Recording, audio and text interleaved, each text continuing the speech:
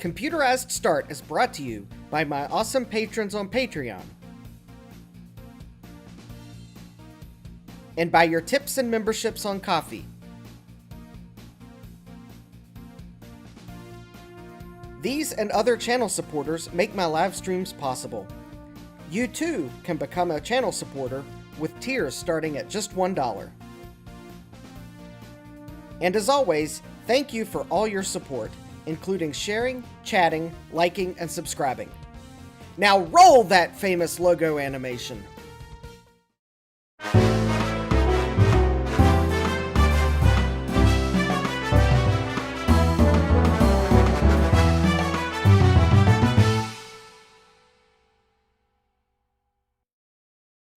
Good evening, and welcome back to Computerized Start Live! I am your host, Justin D. Morgan, and I bumped it to 8:15, and then I realized I was ready early, so yeah, I'm usually late, but now I'm early late. Whatever. Anyways, I have plenty of stuff for tonight, so I thought I would go ahead and get started since I had everything done. I changed my shirt, I remembered to turn on the dinosaur, I brought stuff downstairs, I even remembered to lock the basement door where I rolled stuff around. Although the stuff I rolled around is not for tonight's stream. In fact, I think some of it I'd already shown. But it was in my garage. It needed to come to the basement so I could bring the next stuff later. Let's see here who we have in the chat. The totally surprised chat that I didn't wait till 8:15 to start. We have Hardware Hacker. Hi, Hardware Hacker. Don't forget to smash that like button. We have Jack68K. Hi, Jack. We have Joe's Computer Museum. Yeah, added 15 minutes, and then I subtracted, like, 7, so, yeah, still boo. Let's see here, we have... Let's see here... Mr. Tech Gadget. Hi, Mr. Tech Gadget. And we have Francois. Hi, Francois. We have GeoHam. Hi, GeoHam. We have Jean-Francois Paré. Hi, Jean-Francois. We have Stian. Hi, Stian. All right, let's see here. Don't forget the Coffee Goal link is still in the description. And before we get to that segment that I will need to roll a video for, we are first going to go to... Oh, whoop. Wrong button. Let's try the other one. How about that button instead? We have a few items that I picked up this weekend. It is not inclusive because there are still several items in my garage. Jack says, what's not Wheel of Regrets? These are Meetup regret items, potentially. I don't know. So the DC Area Retro Computing Meetup was yesterday at the Chantilly Public Regional Library, and there was no buying or selling on library property, but there's nothing in the rules about giving stuff away. GeoHam says that Mac store is a regret. Yes, there was someone that had optical drives and hard drives in boxes, and I grabbed the one hard drive that I found that did not have the screws removed from it, although it certainly looks like someone sure might have given an attempt to get to the screws. This may be a regret. Came out of an IBM. I was like, all right, it's worth a gamble. 20 gig hard drive. I was hoping to find an 850 megabyte, but as Mr. Tech Gadget says, that Mac store is a ticking regret. Yes, it may very well be. I regret buying a Mac store hard drive for my first hard drive ever back 30 years ago. About. It was like 28 years ago. Anyways, so, don't know whose free pilot was from. Thank you, whoever it was. I also grabbed an LG 32-speed Max CD-ROM drive that I'm sure can't possibly be a regret, even though it does have a slight rattle to it, but maybe that's just the give in the laser pickup assembly. And Chris was like, you shouldn't have grabbed this. This is going to be a regret. An Acer 6-speed CD-ROM drive. That looks like someone has removed the seal from it, so it may be a total regret. I just noticed that now. Anyways, this might be a total regret. GeoHam says, Mac Store was the default first hard drive, it seems. And courtesy of Retro Tech Chris, because of the Macs I picked up at the estate sale. I knew he had some RAM in his free RAM box. I asked, do you have any more DDR266 modules? He said yes. And I told him what I wanted. He was like, I'm just going to give you all the DDR266 I have left. So I have 3 512 megabyte modules and 1 256 megabyte module. So we will be able to put some more RAM into the mirror drive door that I picked up. So thank you, Chris. I will be sure not to lose that. Also, Bill Lewis has been clearing out an estate, and he took a picture of this and in a private chat, and I was like, hey, I had one of those back in the day. He was like, do you want it? And I was like, yeah, I no longer have the original one I have, so sure. I would like to have a Borland C++ programming starter kit. Someone bought from CompUSA back in the day. So, yeah, Jack says Borland C++ 5.0 to go with MASM. Yep. Anyways, there we go. It's, I think it's, from the pictures I saw, I think it has everything in it. Let's take a look at what you would have bought for, I want to say these were like $49.99 or something like that. Middle to high school me bought one because I was a complete nerd. But anyways, we have Sam's Teach Yourself C in 24 Hours, Software Edition. Yeah, I'm pretty sure I had this book, or one very much like it. My parents were probably like, well, at least it's something you can learn from. There we go. There's the Programming Starter Kit Manual. We have the product registration, which maybe I will have to register to make sure that Macmillan Digital Publishing knows that I have one of their books. And we do have the CD-ROM. Hey, we got Micro Hobbyist. Welcome, Micro Hobbyist. We have Bomb. Hi, Jason. Jack says, not to be confused with the Teach Yourself C in 24 Hours Hardware Edition. Yeah. Stian's asking, is the CD-ROM archived? I wonder. I do know that Bill Lewis made a personal archive of the disc, but I will, if it's not archived, I will archive the disc, yes. The book, I will have to leave book scanning to someone else, because I don't have a book scanner. If someone wanted to donate me one of those automated book scanners, I would totally set it up and archive books. But those are kind of expensive. Let's see here. Although sometimes you can find them for affordable prices, Gutbomb says, if that's a VIC-20. Yeah, we are not quite yet to this box here, so Gutbomb's already saying if that's a VIC-20. Jack says more like olden box. Yeah. Well, I had it new in box back in the day. Hi, Jesse. We have i8386SX. Nice. All right. Jesse's doing some VCF Midwest planning. All right. And we have Thomas Armstrong. Hi, Thomas. Borland Pascal. You know, I used Borland Pascal back in the day. Borland Turbo Pascal. College I went to, the introductory programming was Pascal. So, yes, I had to take 2 semesters of that. I couldn't tell you why they picked Pascal.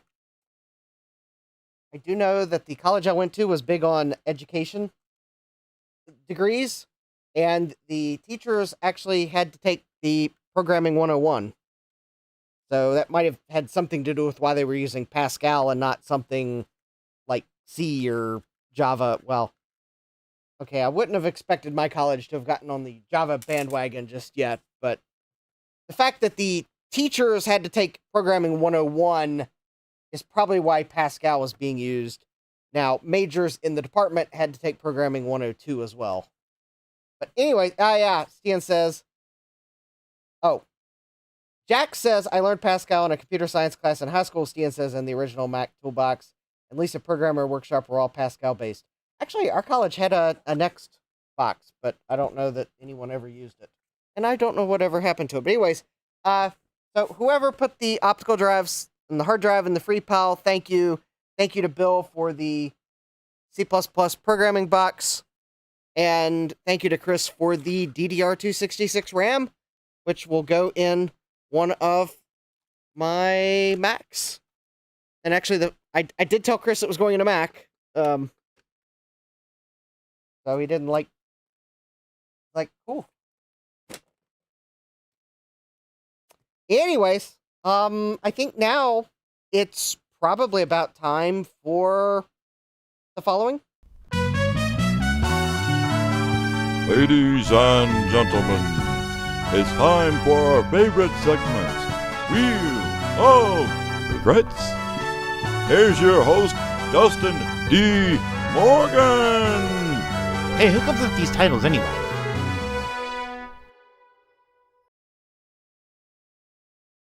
All right. So the first item we might as well get to because it was below the swap meet items. Thomas says eBay gambling. Yeah, that's about right sometimes. Hardware Hacker says, hey, who comes up with these titles anyways? Jack says, well, Java still lives today primarily in the form of Android development. True it is. GeoHam says, buy all the crappy stuff. There's actually an eBay regret I haven't brought downstairs yet, and I'm kind of afraid to. As much as I want to do something Tandy on Thursday, it might be Thursday's live stream. I really should probably open that box tonight, though. But I don't want to spoil it. Because actually, there's little chance I'm going to return it, even if it got decimated in shipping. Anyways, this first item comes to us from an eBay seller in Pennsylvania. So hi to all my eBay sellers and viewers in Pennsylvania.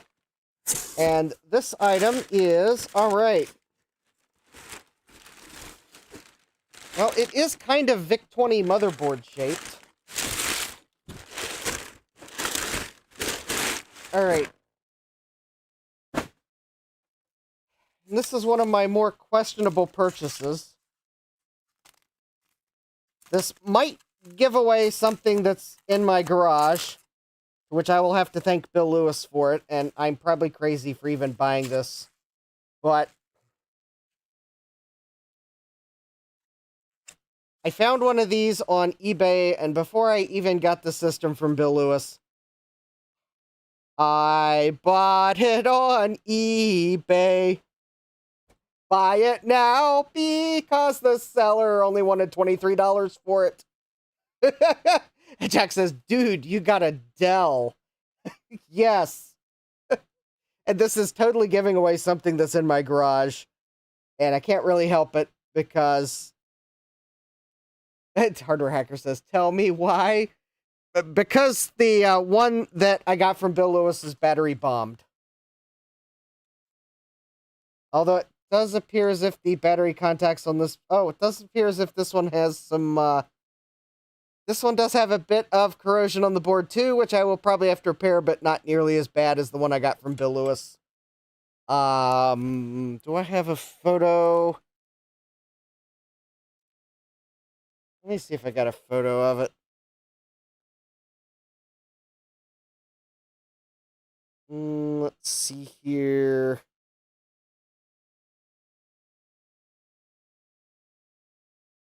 Yeah, I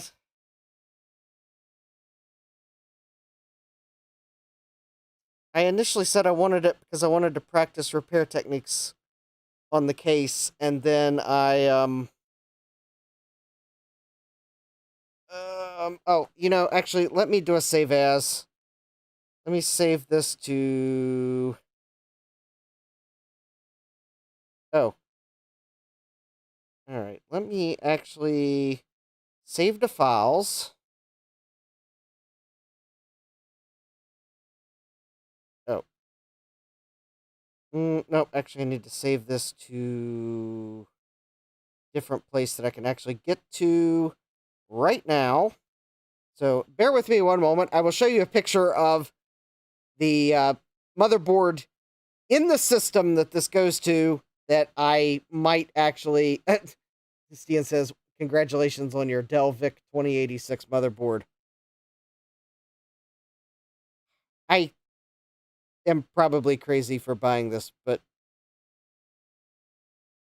Alright, let's save that picture there. Excellent. Alright, so now that picture is on my NAS. So now I don't have to try to share my phone screen. Alright, let's see here. Should be in the temp folder. There should be a photo.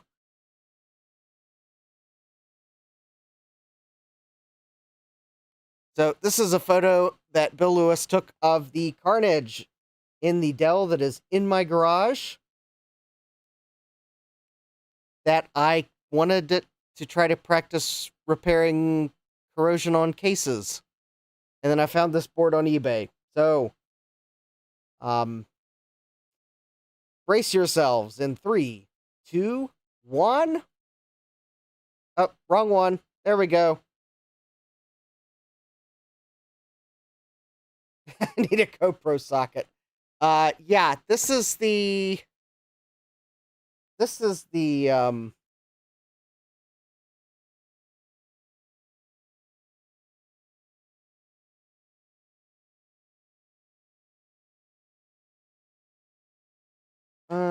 isn't this zooming in? Oh, there we go. Yeah, that is Ian says that would have gone in my garbage. Yeah. That's the battery damage. And yeah, you can see the power supply's got some rust on it. There's the Velcro that the battery was attached to. There's the rust from where the battery leaked there. And I think there might be a shield on the back of the riser card or something, but... Jack says, oh, I was feeling horrified about Windows 11, but apparently everyone else is looking at the battery crud.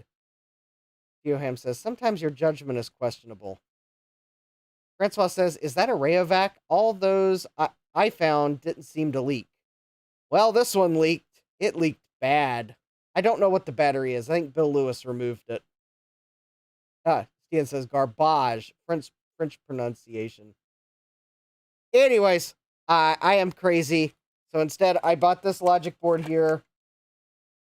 If I do manage to resurrect the case, this is the board that's in it. Although this is a 33 megahertz and not a 25 megahertz. I'm crazy. At least it's got 72 pin sims. So, anyways, this was actually... Thomas Armstrong says the IBM 5170 had a horrible battery too. Ian says you should underclock it for authenticity. Actually, I think there's jumpers. I can probably jumper it. Yeah. Yeah, because actually the system is a 325p, so I'm pretty sure the processor on the one that's in the box. Oh, did I mention that it's in the original box?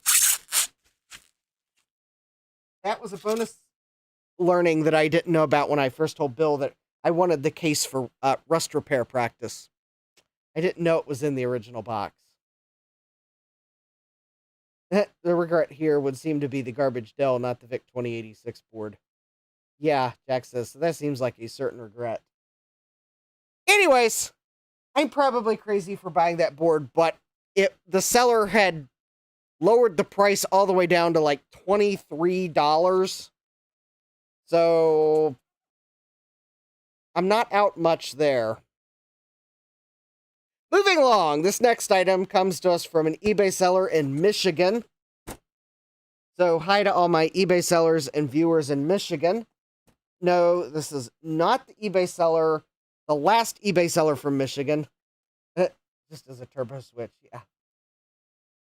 Thomas Armstrong says, I bet the board boots. Actually, Bill Lewis did test it, and the board is beeping, and some sort of error, and it popped the tantalum capacitor. So there is some fault with the board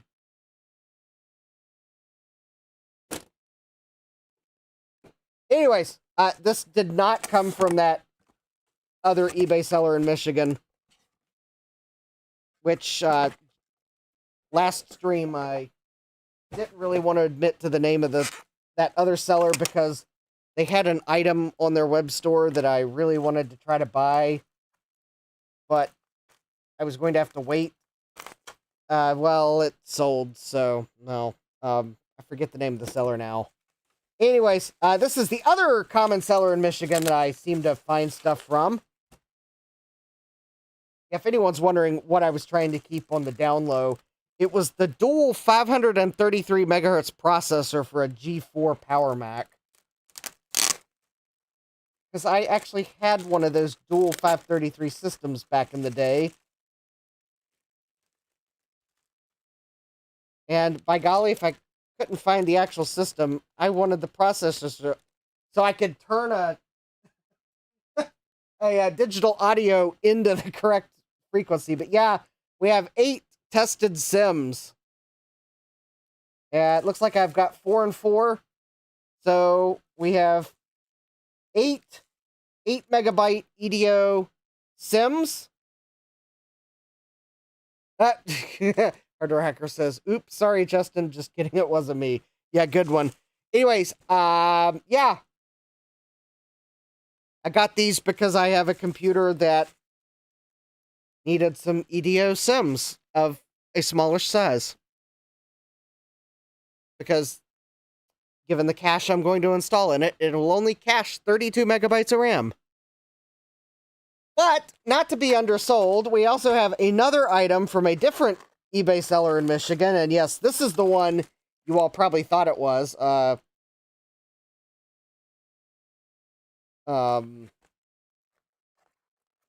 now you'll know which one this is. Jack's asking, is that RAM from Trina? No. Thomas says, EDO, I always think of sushi.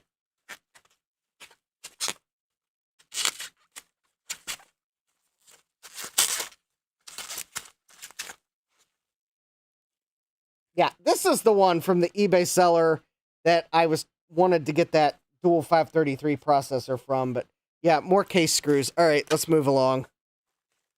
I think I've bought about all the screws I need to put screws in all my classic Macs. Oh, here we go. Okay, we're going to save that one till last, because that's not an eBay regret. All right, so this next item comes to us from an eBay seller in Michigan.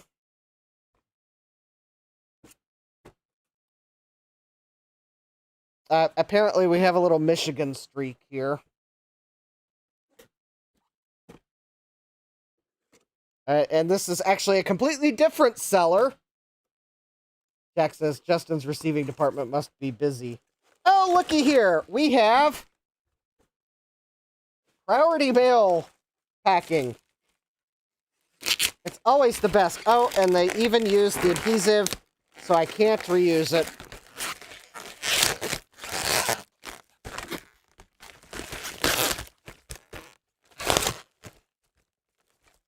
All right. This one we might actually install tonight, because I want to make sure it works. But, after last week's disappointment, I went browsing on eBay, the place that gets me in trouble sometimes, and I bought a whole SNES motherboard.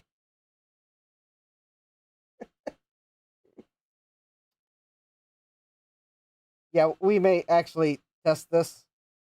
Yes, we have a whole SNES motherboard.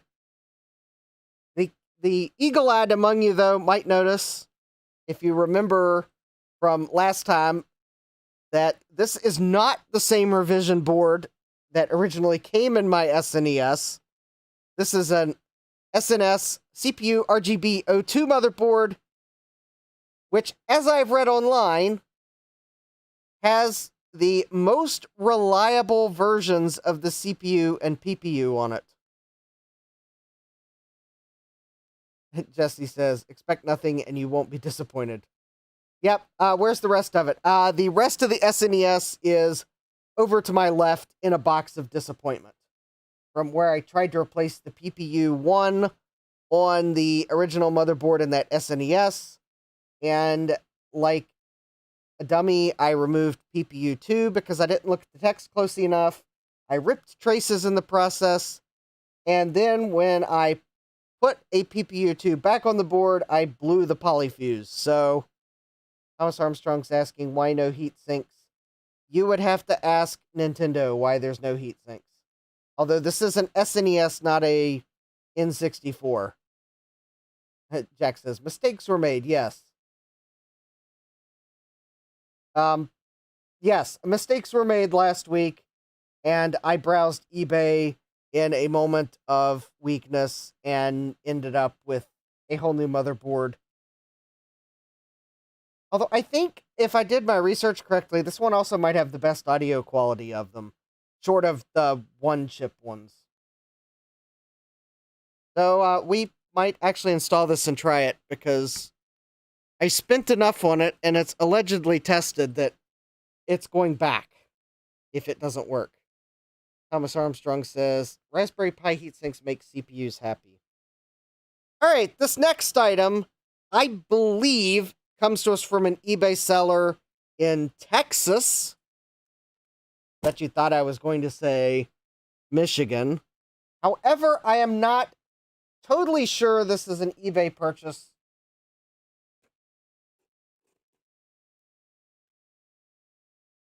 But the box looks strangely familiar.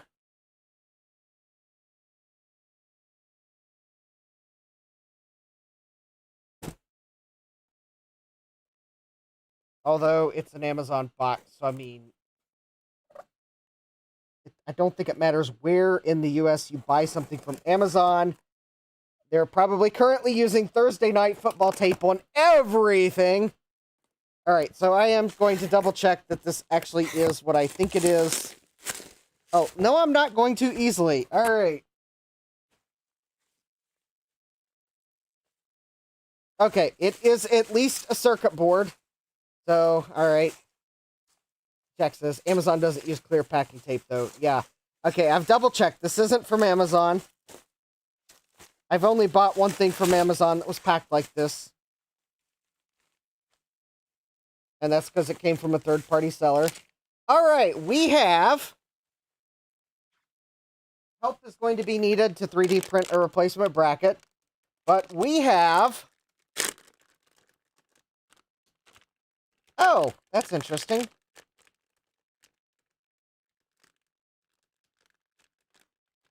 It has a bracket doodle thing on it. Okay, I don't know what system this got pulled out of. Anyways, we have an EGA Wonder card. And this is the card that I picked from the seller that I had bought the... what was the card? It was the ATI Small Wonder card that didn't work.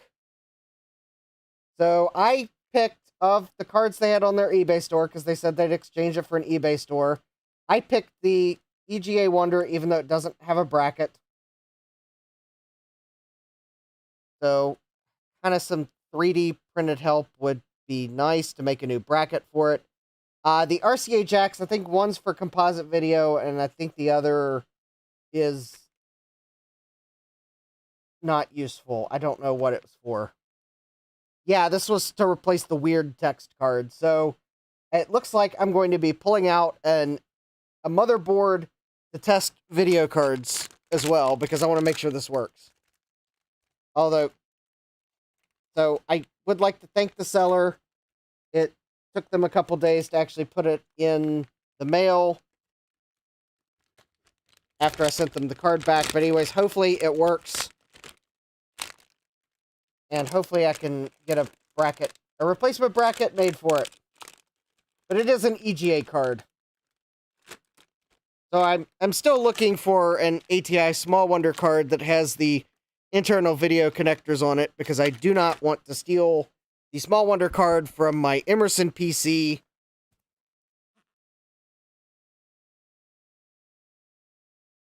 Yeah, alright. We have one last item. And I'm, like, trying to remember what it is, because it's kind of heavy. Alright, let me cheat here for a moment.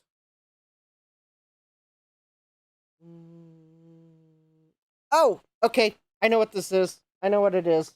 I'm a bit worried about it. Oh, okay. So this item comes to us from an eBay seller in California. All right. We're back to normal places that eBay generally shows me items in. California. Because shipping's higher, so they make more on fees. Actually, that's probably not exactly it. There's just more technology in California, probably.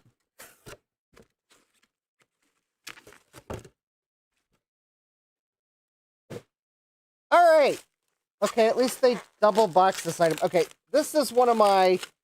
I bought it because it was kind of weird.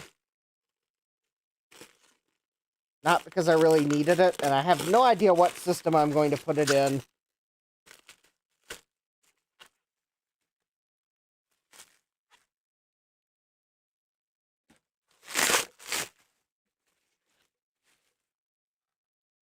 Oh, it's a bit rattly. Hopefully that's not a bad sign. Thomas Armstrong is guessing VIC-20. No. Nope, it's not a VIC-20. It is definitely not a VIC-20.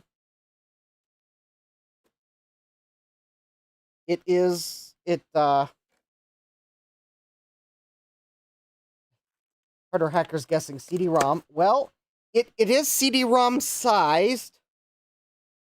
Harder hackers guessing VIC-19. No. It is a zip drive. Hi, Rudy. We have Rudy's Retro Intel here. I don't remember seeing zip drives that looked like this back in the day. But we have a 5 1/4 inch internal zip drive that looks like it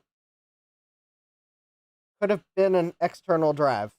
This just is wild. I found a seller. They had two of these. Well, they had one of these, and they had one that was a 3 1/2 inch drive that was definitely blue in a 5 1/4 inch drive adapter that was black. And someone bought the 3 1/2 inch one, to which I didn't really want to buy it at the time, but it was a weird form factor. This is just weird. So I had to buy it because I just had so many questions. Like, what did this originally come in or was sold for? It's a Zip 100 Insider. I was having trouble finding any information on it.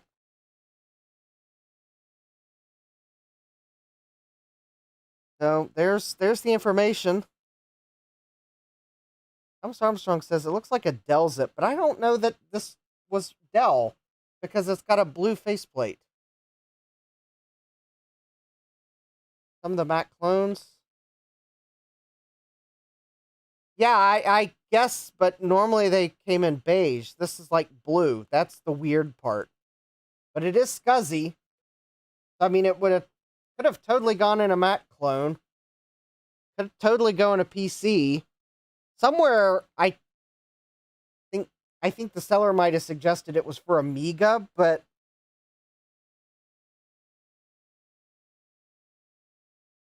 that kind of seems like it would have been a really late in the Amiga life cycle, but DNZ says, perhaps the blue was a kit sold by Iomega rather than a pre-bundled option. Yeah, I kind of wonder if this came from Iomega. Like an upgrade kit you would buy. Yeah, I was kind of wondering that, but I couldn't find any information on it. I tried searching archive.org. Yeah, I know, it's not an Amiga color. It's Iomega blue. The seller suggested it was for an Amiga, but I mean, it could go in an Amiga, I guess.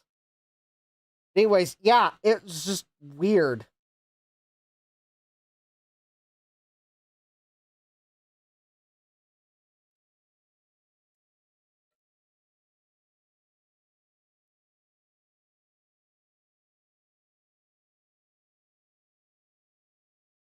I know better than to try to remove this faceplate because this plastic is probably very brittle.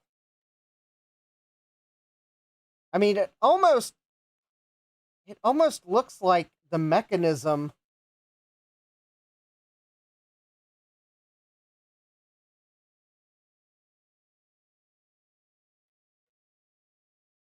You know, this almost looks like, almost, not quite, almost looks like the external hardware in an internal drive bay.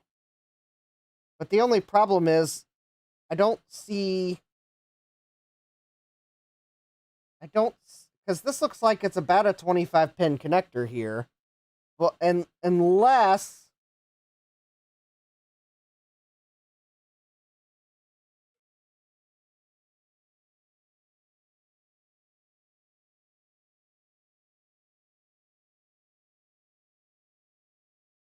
well, actually, you know, I don't know.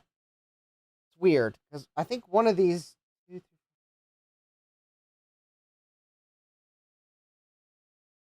that's 26 pins. And I think I counted this on the photo, and this is like more like 30 pins. Oh, the drive is SCSI. I have an external zip, or I have an external zip drive that would beg to disagree with the plastic is more robust. See if the two connectors are tied together in the board. I mean, there does look like there's a few connections that are common between them. I mean, maybe this is like Iomega's first attempt at an internal drive. Just slap a controller board in it, and maybe I'd have to take a early external drive apart to check. Because there's the SCSI ID jumpers, I believe, and I think you can only set it for 5 or 6. Actually, I think one's ID and I think the other's termination. So maybe that's what this is. Maybe this is like, yeah, I wouldn't be surprised if that same board is on the external drives. And this is a very early one a very early zip drive. So I'm kind of tempted to, I'm actually kind of tempted to plug it in.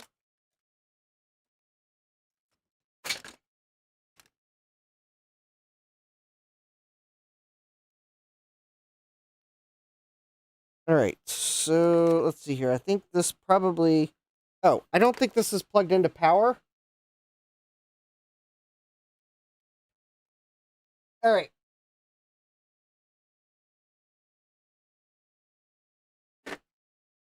All right, let's send it. We turn on the smart outlet.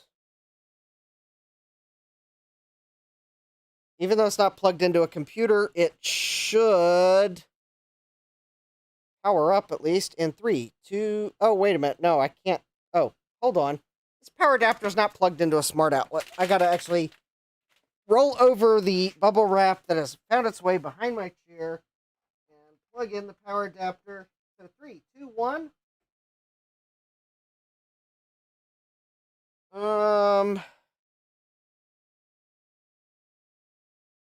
Oh, okay. It's got power. Let's plug in a zip disk. If I've got one, I should have a... I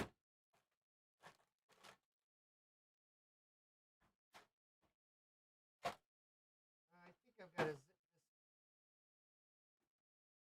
disk around here somewhere.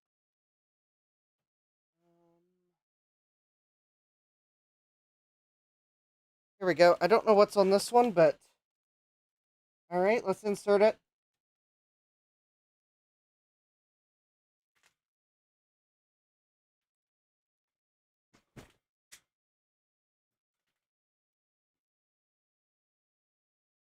Well, it took the disk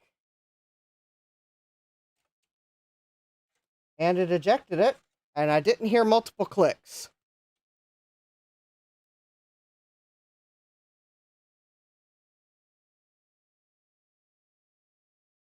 Nice.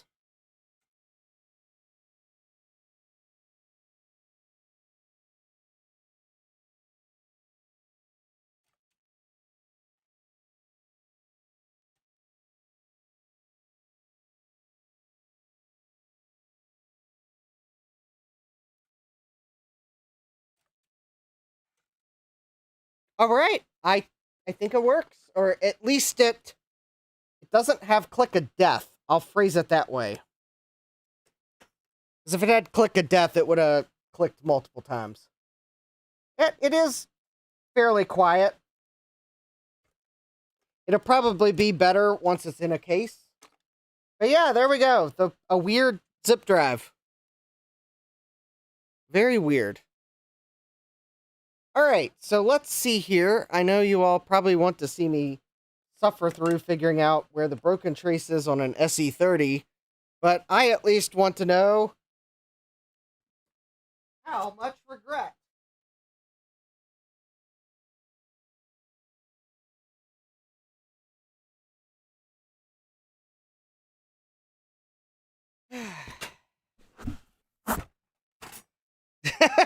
Jack says, apparently no smoke of death either. All right, so someone was asking where the rest of my SNES was, and it's in this box of shame. Now let's see here. Let's see here. So here's the original motherboard, and we have Super Mario World. And let's see here. We got a screw. Oh, that's one of the audio screws. All right, so let's go ahead and set that. We'll set that board to the side. Oh, you know, there was one thing I wanted to check on it, so I'll check it. All right.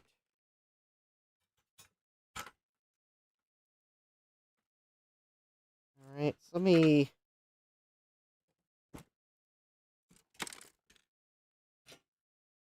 All right, so that I don't accidentally short this board to anything, I'm going to take the case bottom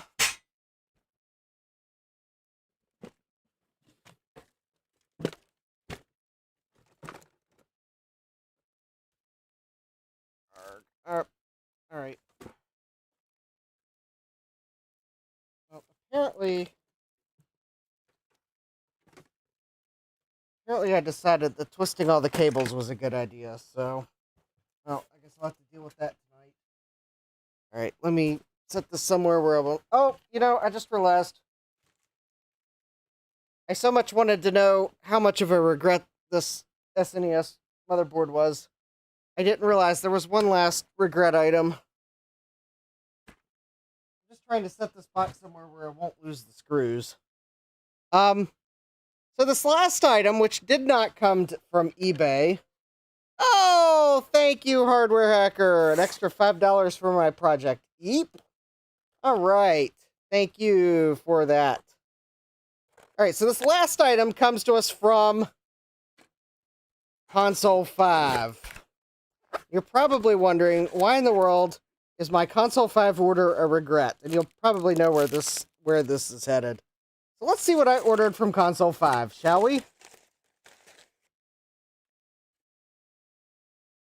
Yeah, you all are probably going to figure out very quickly where this is headed. All right, so let's see here what we got from Console 5. This might be a preview of things to come. Hi, David. Welcome. We are still on Wheel of Regrets. And this is the special Console 5 regret item, because I knew this was going to happen. All right, so let's see here. We got a Nintendo SMD cap kit. That's for the original motherboard, in case I can salvage it. Polyfuses, in case I can salvage the original board. There we go. Game Boy Color SMD cap kit. another SNES cap kit,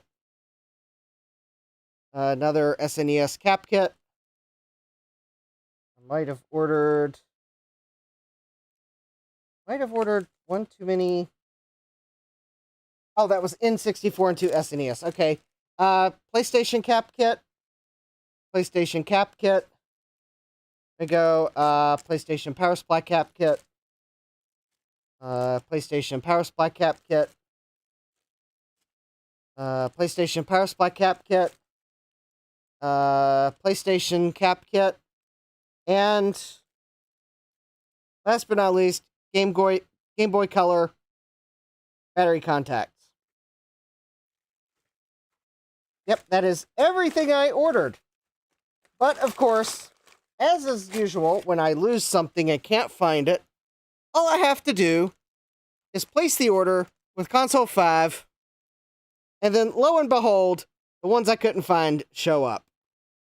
And there's the regret that I did not find their hiding spot before placing the Console 5 order, although in reality, this is, like, not really that expensive.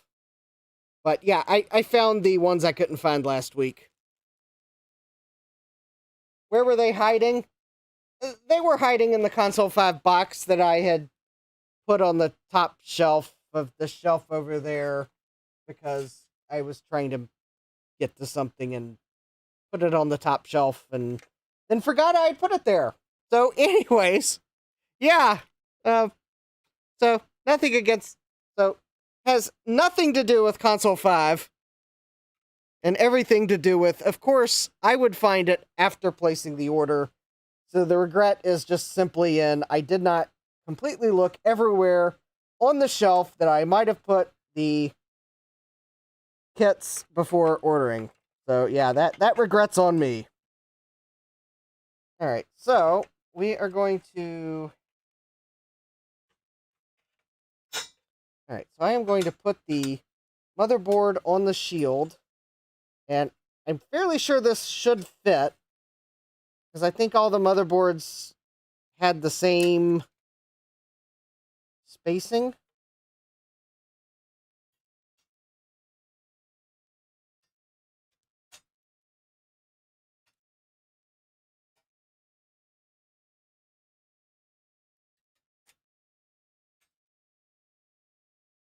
I just have to get the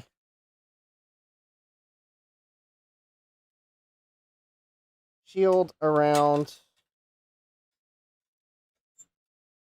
the expansion connector on the bottom.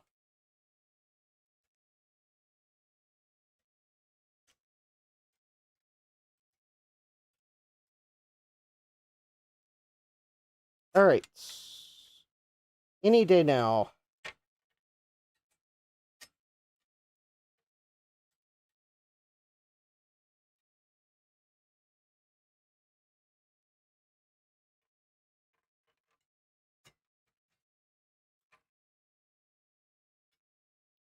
Well, Thomas, I would have bought the fuse in a 100-pack, but Console 5 only had 7 in stock or something like that, so buying 100 of them wasn't an option. Yes, I'm sure I could have found the part on another vendor's website, but I was not ordering from another vendor. I was ordering from Console 5. So that's why I ordered 5 from Console 5. And why do I order from Console 5? It's not because they're a sponsor, it's because they save me time from having to hunt down all the individual capacitors.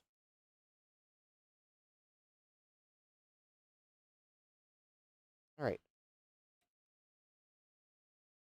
Oh, you know, I think this... Oh, that's why this won't fit. Okay, so I'm going to have to modify the shield slightly. That's why this board won't fit in the shield.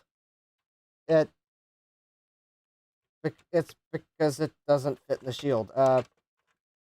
Apparently the shield for this Oh, this is not even going to fit in this case. I'm going to have to get another case. Well, this is quickly turning into more... Okay, I feel dumb right now. I thought this fit in the same case, but it does not. There's a standoff in the way. Well, probably I'm just going to have to trim the standoff because that appears to be the only... Alright, well, whatever. Okay.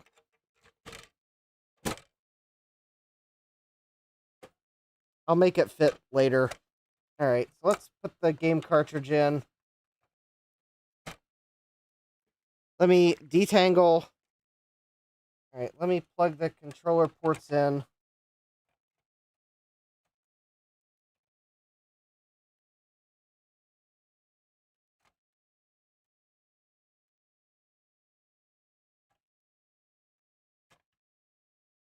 Well, I guess the good thing is the controller port cable fits. Alright, plug the controllers in. Alright, let me detangle the power cord. Because apparently, when I had the SNES board out last time, I just threw everything together in a bundle and put it in the box. Yeah, it doesn't fit because it doesn't fit. Alright, so there's that. Let's see, I should have...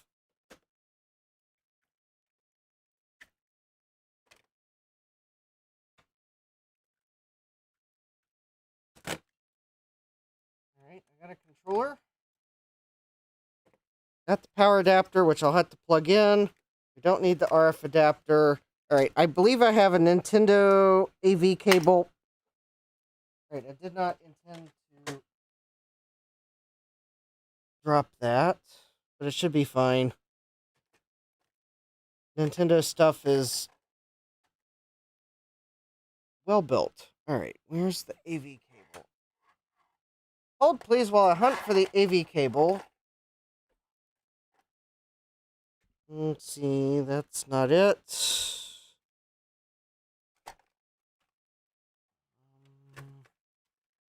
Is that it? Oh, wait, that might be it, right?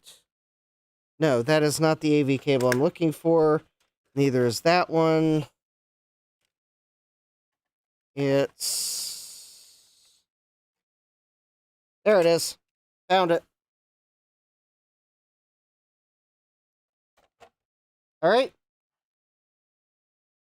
And... Alright, let's plug the Super Nintendo's power adapter in. And 3, 2, 1, and go.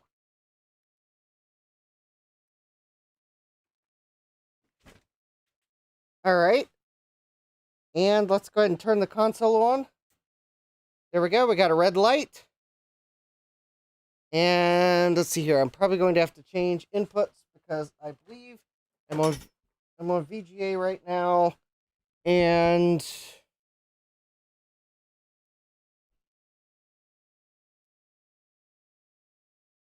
I don't remember which composite I need to be on. I don't believe it's that one. Probably that one.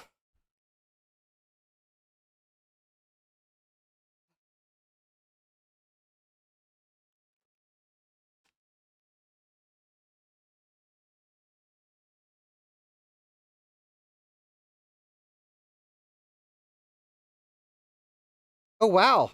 It's Dinosaur Land.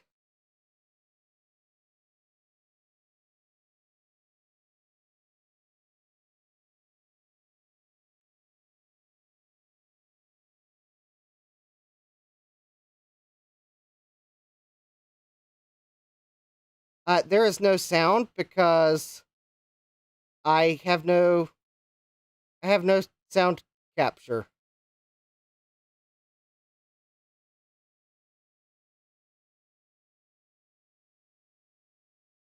Joe's asking, do you need me to come on and do the music? You might need to. Go away. There we go.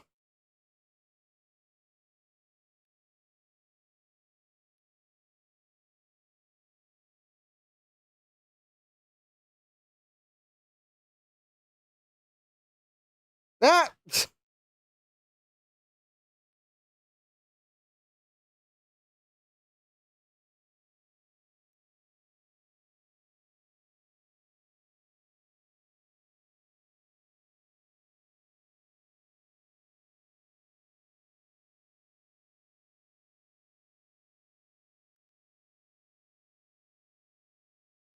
Yay! I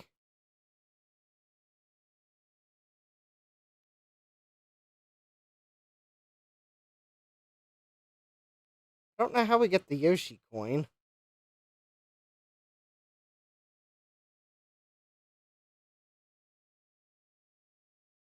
Oh, there we go. Maybe...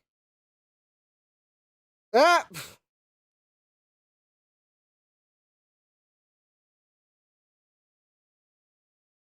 Well, the good news is I got the Yoshi coin. The bad news is I kinda trunkadoodled.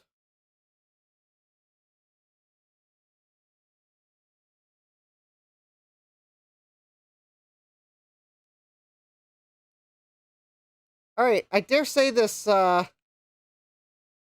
board is working, even if it doesn't want to fit in the case. And I'm horrible at this game because I am trying to play through a capture card lag.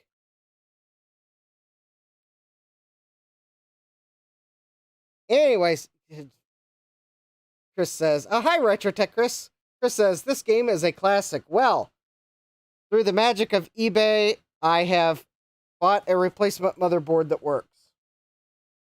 And it looks great. And I'm sure it would sound great if I could play the audio, but lots of Nintendo music is copyrighted.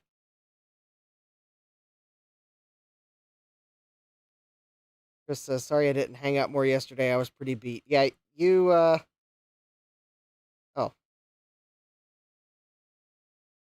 Yep, you looked pretty beat, like you had been, fighting software bugs for a while.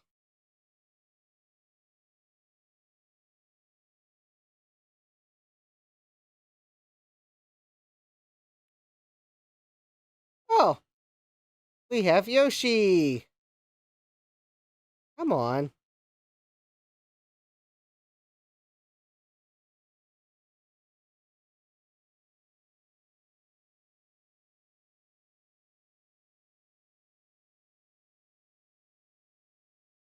Oh, come on. How do you, oh, there we go.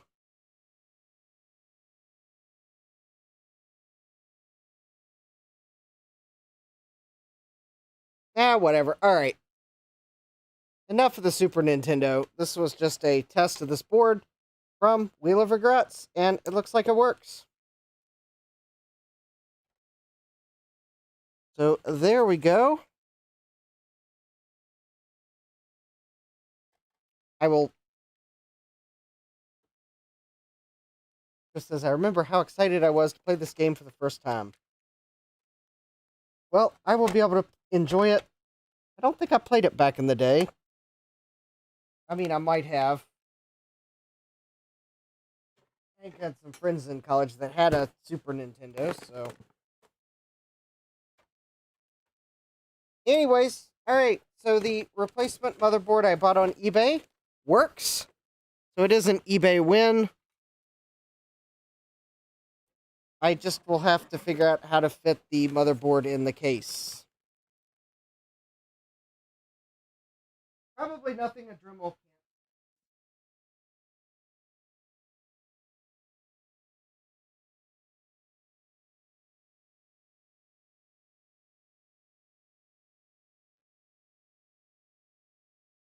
What was the other thing? Oh, that's right. We've got some video cards that need tested. That's right. Grab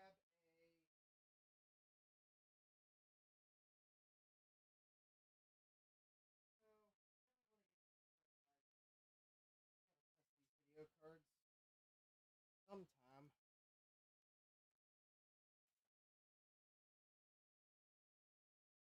Oh, let's see. I guess it is.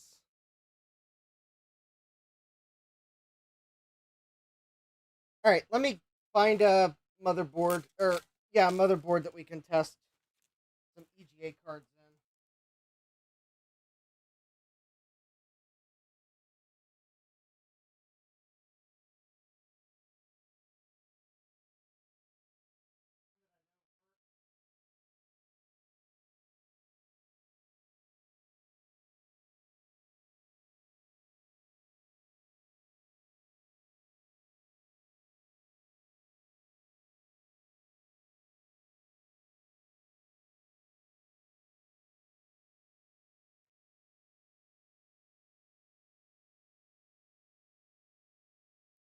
I don't know.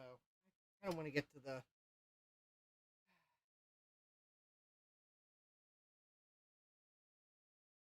Okay, there's the adapter. All right, so I found the power adapter I need, so I won't be hunting for that.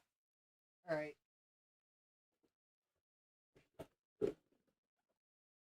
All right, so there's a box to set the motherboard on. Let's pick something that's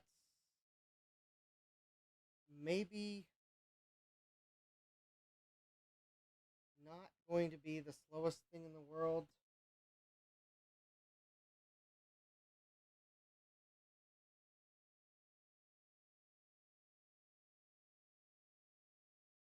Oh.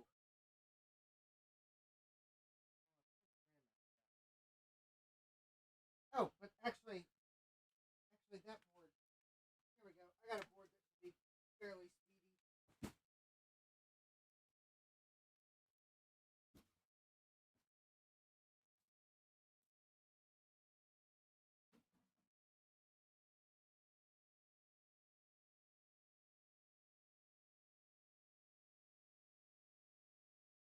Oh, in fact, here we go. Yeah, this is a good one.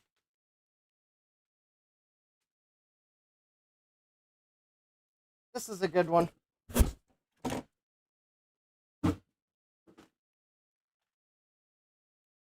is out of one of the PCs I picked up at the System Source Swap Meet. It's a 386 DX40.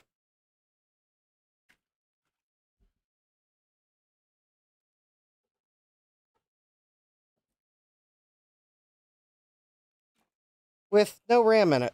Oh, that's a problem. What did I do with the RAM that was in it?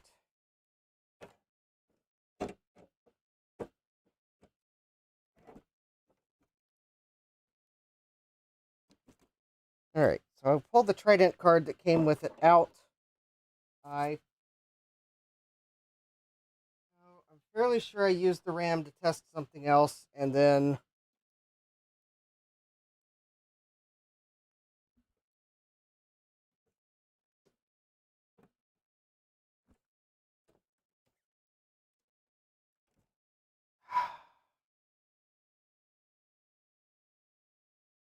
I probably mixed the RAM up with Max. Alright.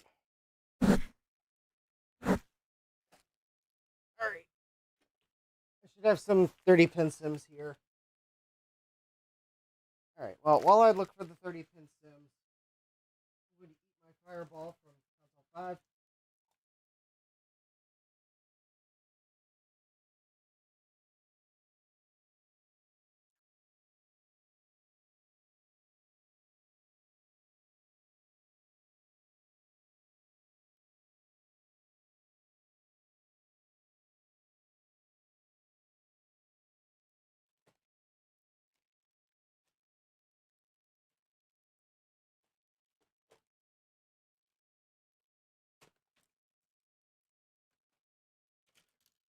Alright, please continue to hold.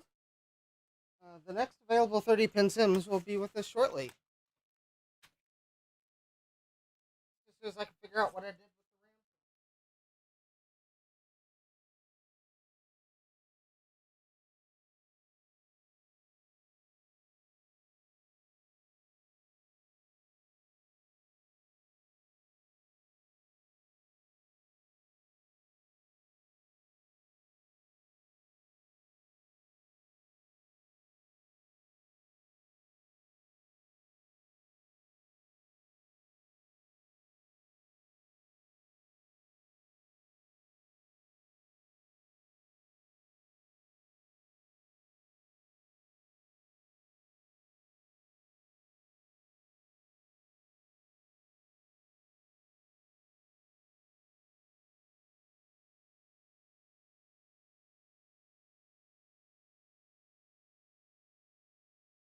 Okay.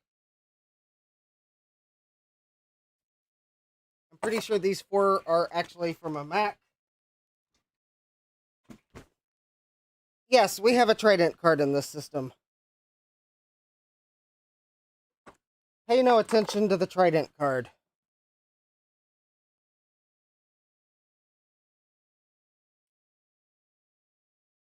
The Trident card I was hoping would arrive today hasn't shown up yet. Did I just spoil something?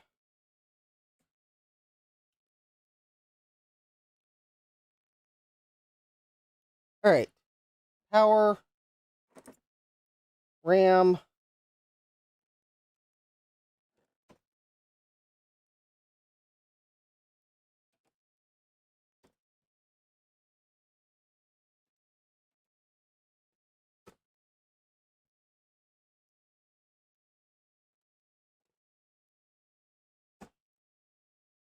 Alright, power, RAM. Oh. Power for the compact flash card. This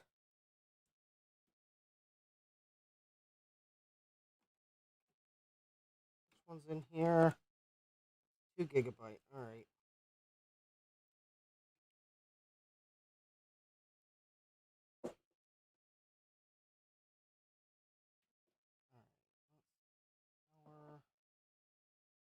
Alright, power.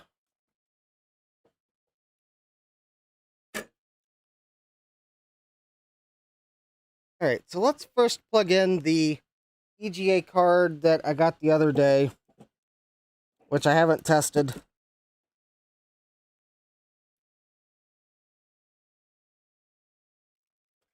So what could possibly go wrong testing this? Alright. Alright, let's see here. And, oh, this adapter is ready to go. It says I turn the power on. Alright, 3, 2, 1. Oops. That's not the right power plug.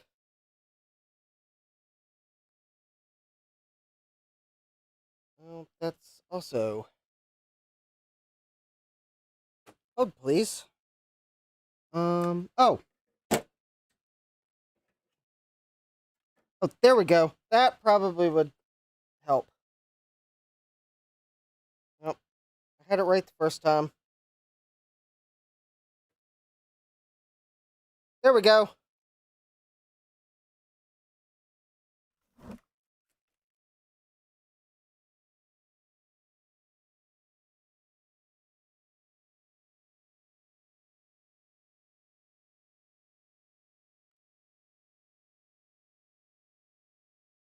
Hold on.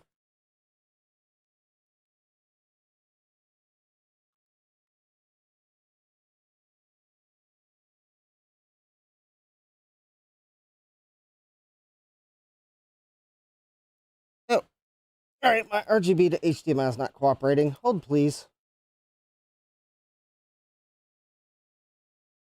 Oh, alright, my RGB to HDMI is not cooperating because I really need a case for it because I have managed to crack yet another micro SD card.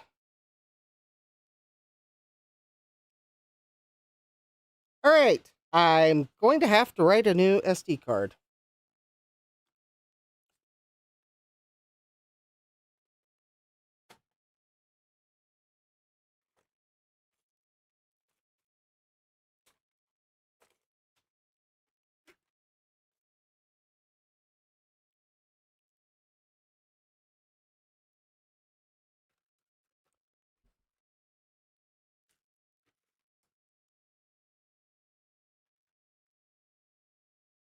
I mean, micro SD cards don't like it when you impact them from the top, when they're hanging off the end of a Raspberry Pi, because you have no case for your RGB to HDMI.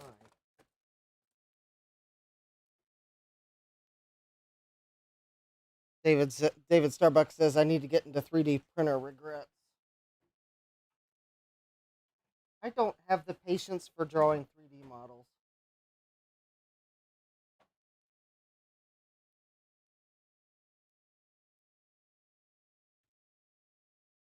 I can tolerate printing items that are already made.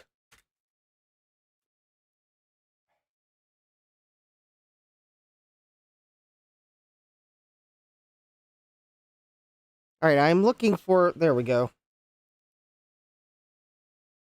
Alright. So I gotta format this 128 gigabyte.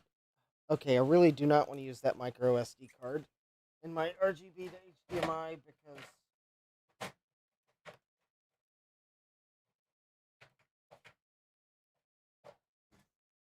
is not one I want to accidentally crack in half.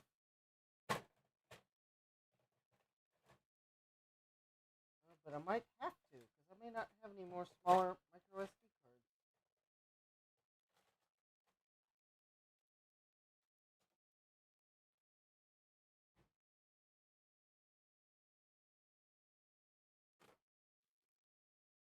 Oh, here we go. I've got...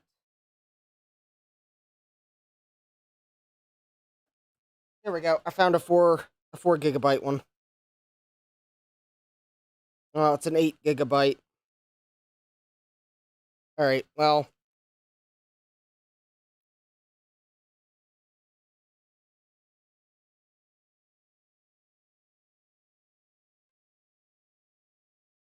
I hope you all realize that I'm letting you all talk about sushi because I don't really know about sushi. I don't really like sushi.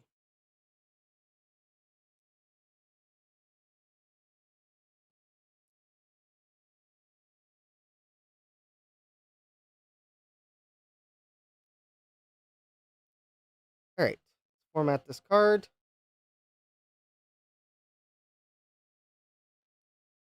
Alright, SD card is formatted.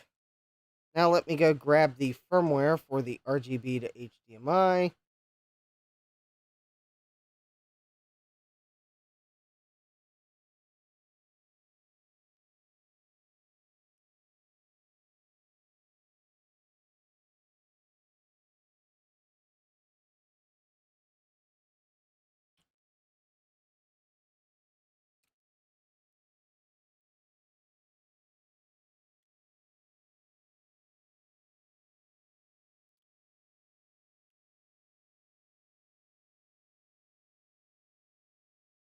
Alright, let's see here.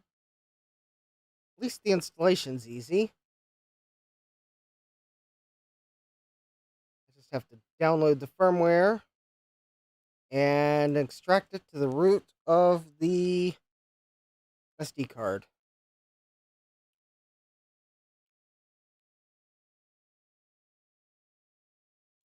Can't get much easier than that.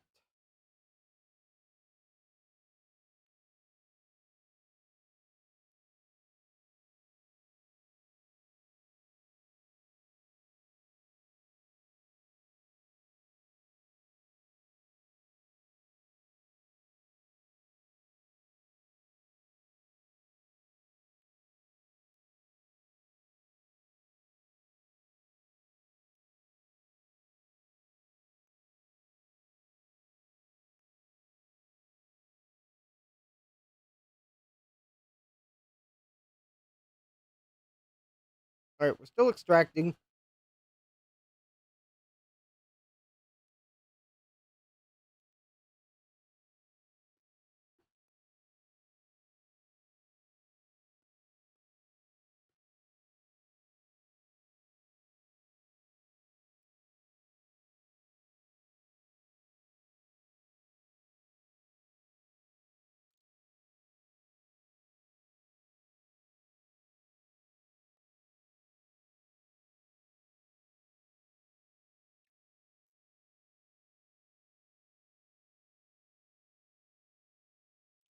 Alright, still extracting. Also kind of browsing for RGB to HDMI cases that someone may have already made, but I don't see any pre-made ones for the Tech Select.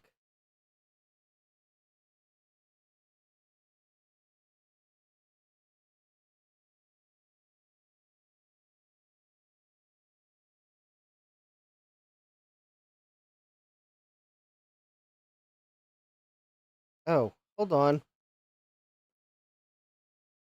There's something wrong with my SD card. The one that I just formatted. Alright.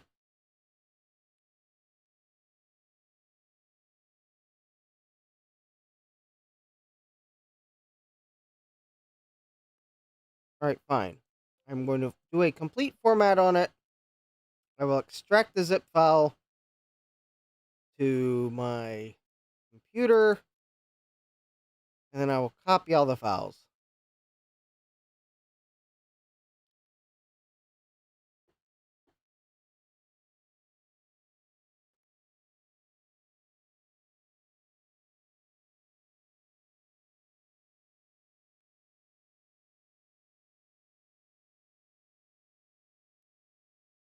Mmm, Brazilian steakhouse. Sounds good. I know which Brazilian steakhouse Chris went to. I've been there. It is delicious.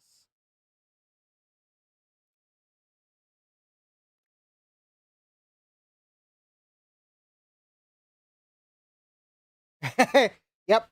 And in fact, I was there with Retro Tech Chris.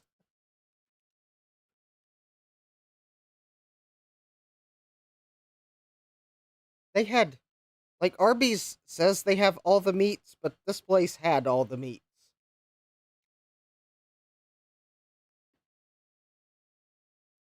In fact, it put Arby's to shame with how many meats there actually are that you can have.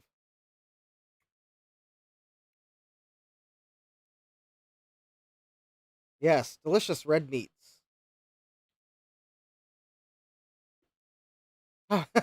Thomas says McDonald's is testing a buffet.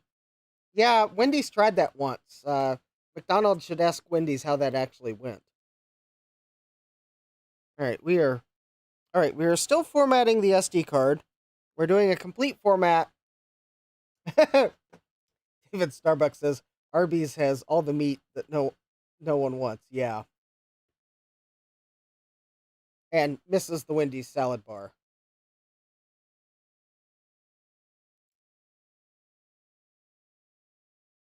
Yes, I remember the Wendy's Super Bar, which was just kind of the weirdest thing for a hamburger fast food joint to have the Super Bar, which was a salad bar and a pasta bar and a Mexican bar. Hey, 1-bit. We got 1-bit fever dreams here. I am formatting an SD card.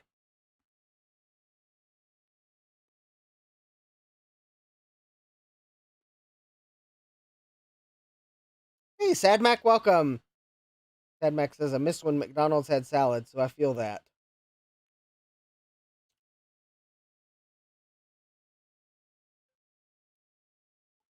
All right. So my SD card has been successfully formatted again. I have extracted the contents of the zip file onto my computer.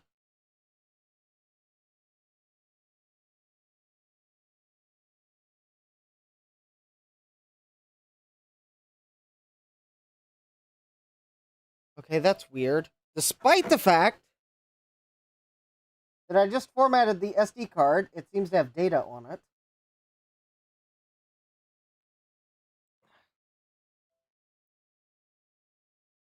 Oh.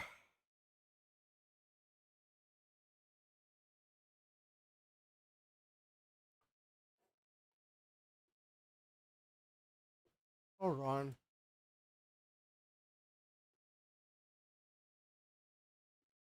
Oh.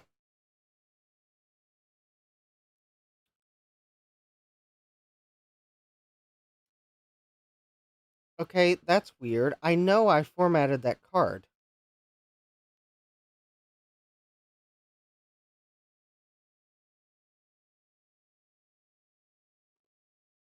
I think my SD card might be in I think my SD card might be in read-only mode or something. All right, let me try one more time to format it with the SD card formatter. Overwrite format. Select card E. Format.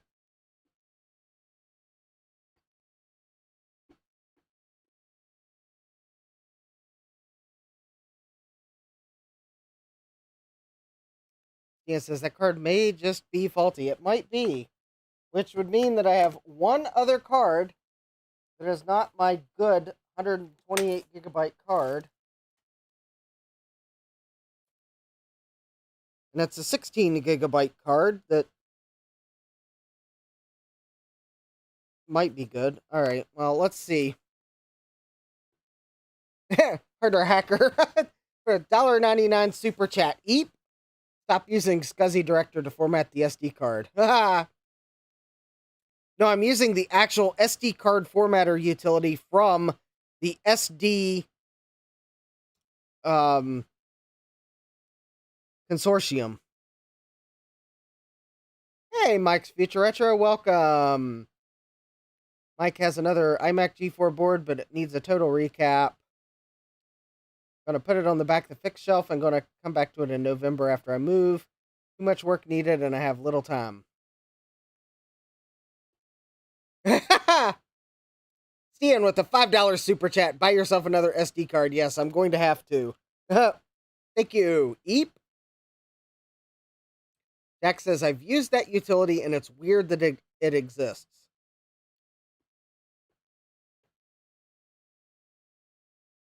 Yes. It is weird that it exists, but it's also nice that it exists.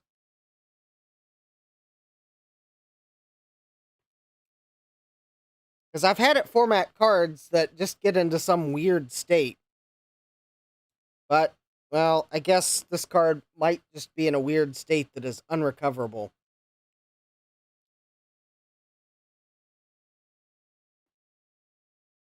Hey, we got a $10 super chat from Jack68K. Eep. We're super chatting now. Yes.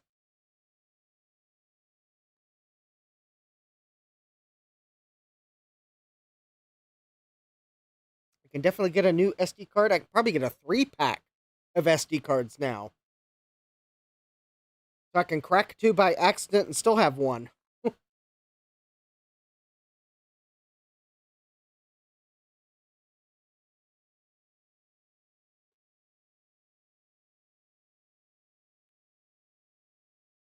Oh, Mike says, I fried the original board. Ooh.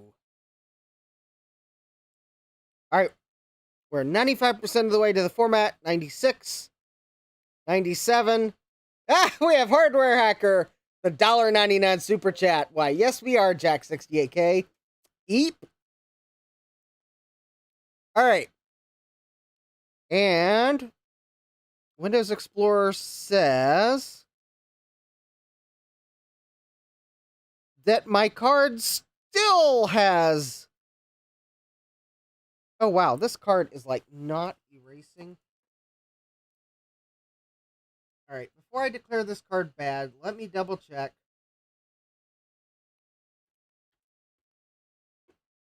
Alright.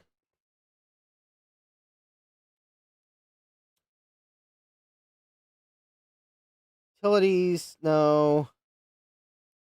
Protection. I'm going to turn off my antivirus. One lat for, just long enough to format the...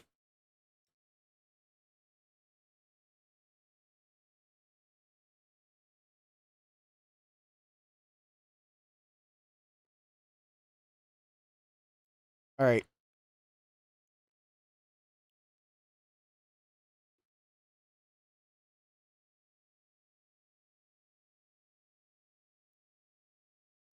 Alright.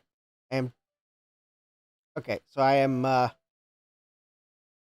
just to make sure that this isn't some weirdness with my antivirus preventing me from formatting a card, I'm going to try one more time. I have disabled antivirus for a few minutes.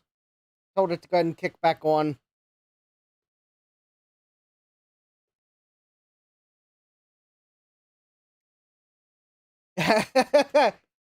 Yes, we have people in the chat that are telling me that the card is probably a goner. David Starbucks asking, so how are you cracking them again? All right, so you see my RGB to HDMI here. That's just on my desk because no one's made a case for it that I can find. Here's the Raspberry Pi that powers it. There's the micro SD card slot. And if you will notice, the card overhangs. The card overhangs the slot.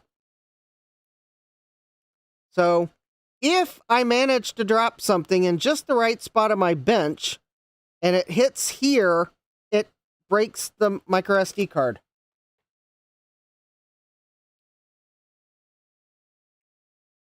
Ian's asking, I wonder if the Toshiba Toughbook people make Justin-proof SD cards.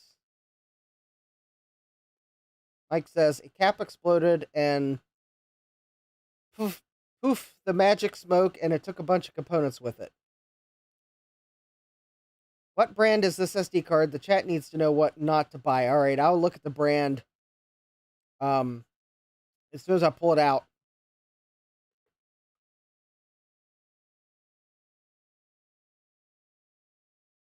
No, I don't have a case for my RGB to HDMI. I can't find one. Jack says, are you trying to go, Justin, into buying a 3D printer?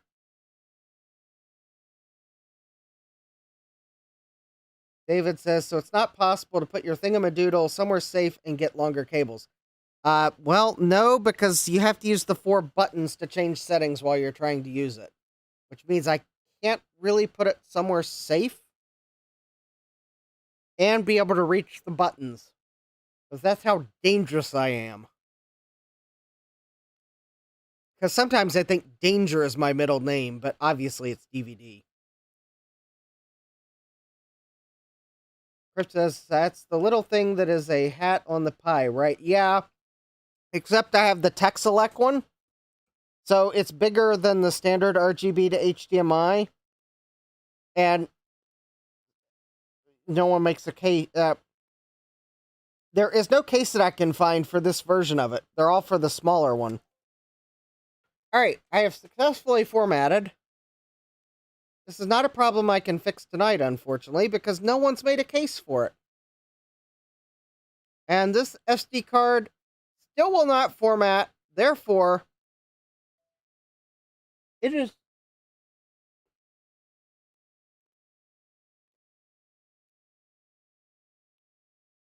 This microSD card is a...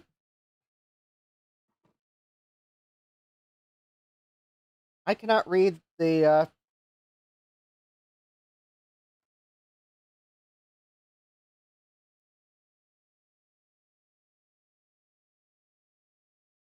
think it's a generic card. Because that's the only... Here's the model number. You have to hit pause if you want to look it up.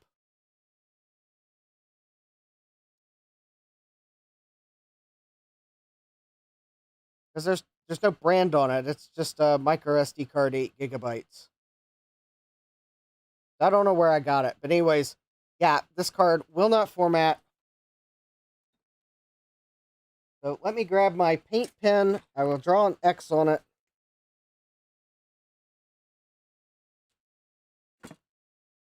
And we'll put my 16 gigabyte card. And we'll try to use it. Ian says, yep, that card was rejected by Samsung's quality control and sold without Samsung branding.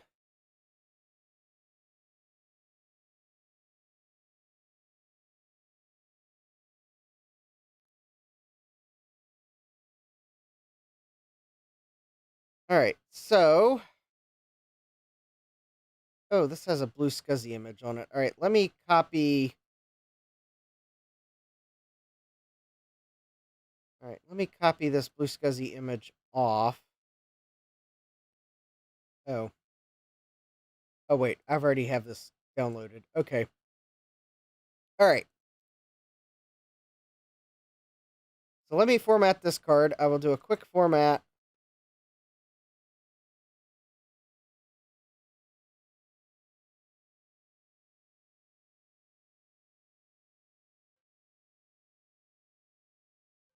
There we go. I have formatted this card. It is actually showing us formatted, so I guess that other card was just bad.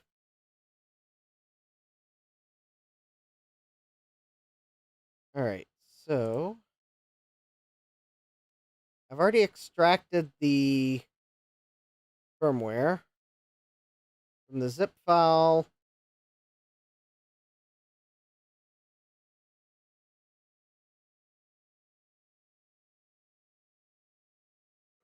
Oh, hey, hardware hacker, we have a 1999 super sticker.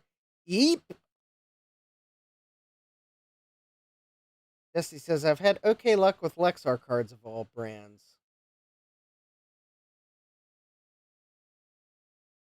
Well, I don't know where I got that card from. It obviously slipped into my collection without asking permission, because I don't think... I'll put it this way. I would have not bought a generic card. So somehow I've obtained a generic card without buying it.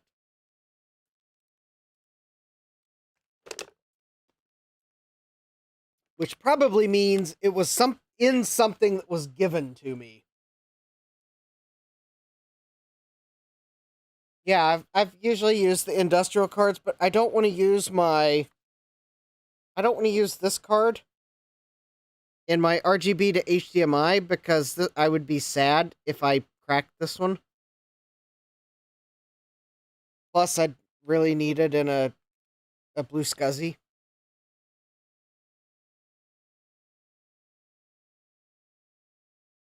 Well, I just need a card that I don't crack. The RGB to HDMI does not write data, so I don't know that I need a high-endurance card for it. I just need a card that works, because most of the time okay, we actually wrote data without error, so apparently... Oh.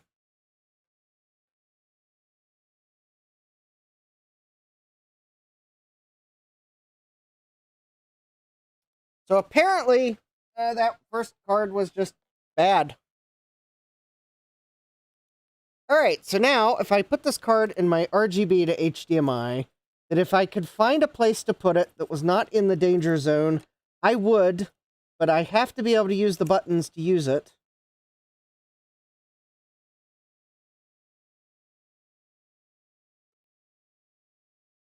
Alright, we will plug it in. It is going to boot. And I just saw the screen flicker.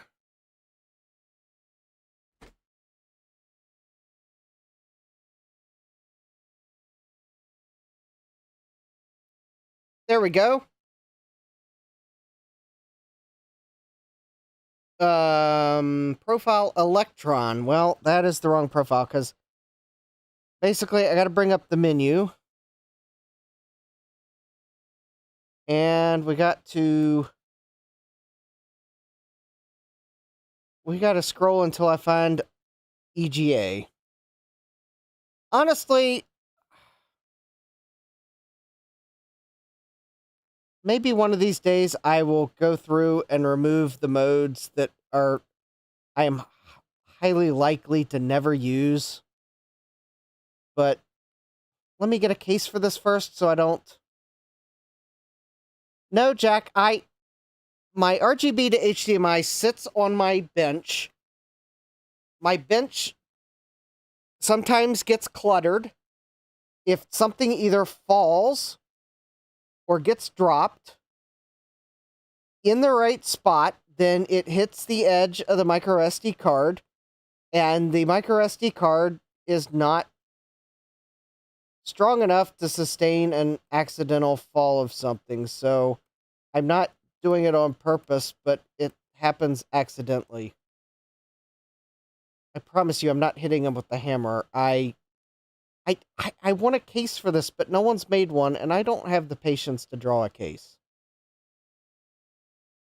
And I'm actually surprised no one's made a case for the Tech Select RGB to HDMI, because it certainly costs enough to warrant a case, but no one's made one for it. Not even Tech Select.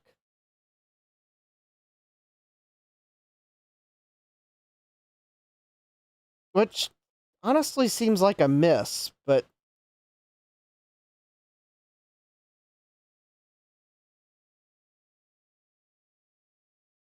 Alright, there we go. We have the EGA profile selected.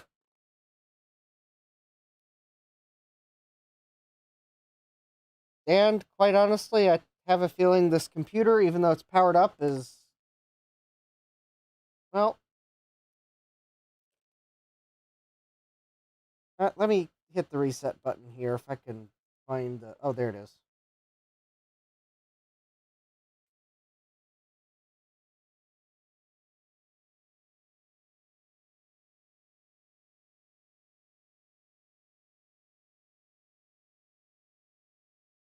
Huh. All right, so this is the card that I got last week.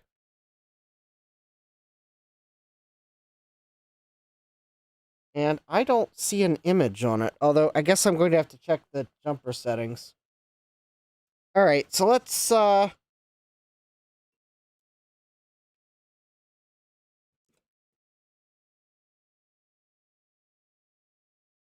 right, I'm going to have to check the jumper settings on this Paradise card because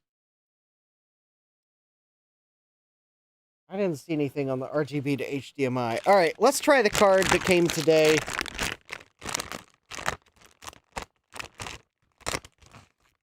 Theoretically, if the seller tested it, it should already be set for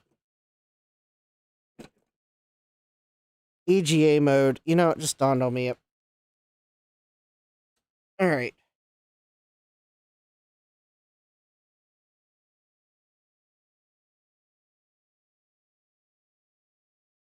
That doesn't look right.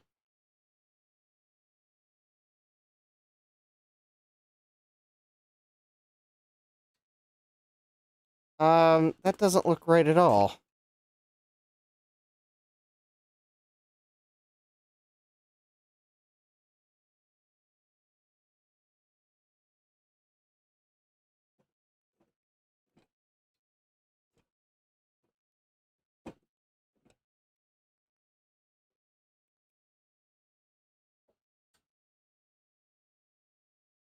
Capcom says I already did design a case for the RGB to HDMI. Huh.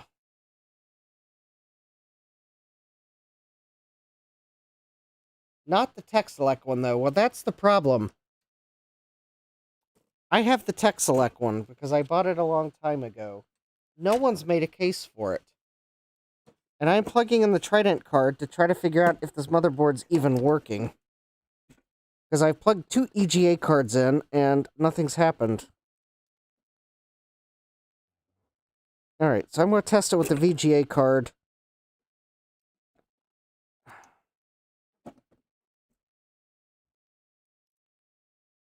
What? Okay, why is my Trident card not going in the slot? Alright. There we go. It went into that slot. Alright. You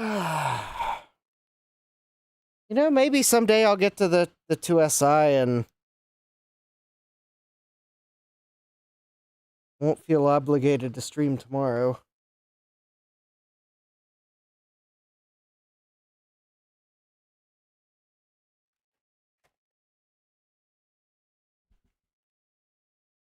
Hey, Dave, welcome. Alright, so I got, Alright, so you can't see what I'm doing. I'm plugging in a VGA Trident card. I just want to make sure the motherboard's working. Okay, I'm just going to power it up because, I'll see it on my multi-sync monitor if it's working.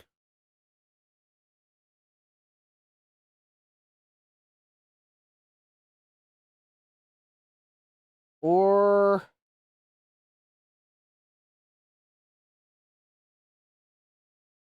I'm going to see that nothing's happening, and we'll try to find the postcard that I recently bought to replace the first one that I've misplaced.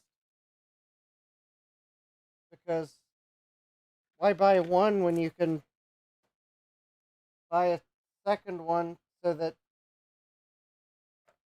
you have a backup to stick somewhere safe and then promptly lose? Because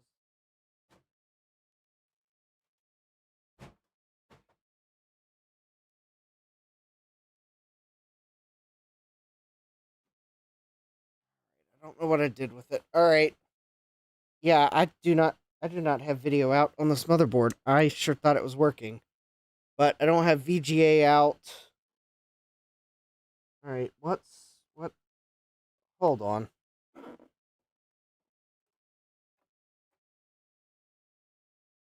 No? All right. I've got cache, I've got CPU.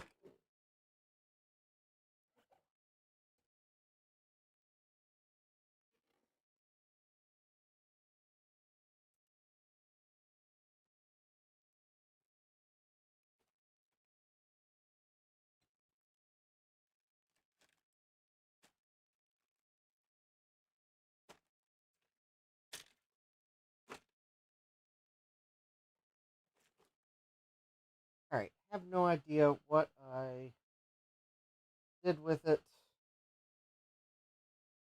No, I only have 2 postcards. I mean, I have another postcard, but it's a completely different. I mean, technically I have 3, but I've got one that does not work on ISA. And from what I can see, it doesn't work on PCI either.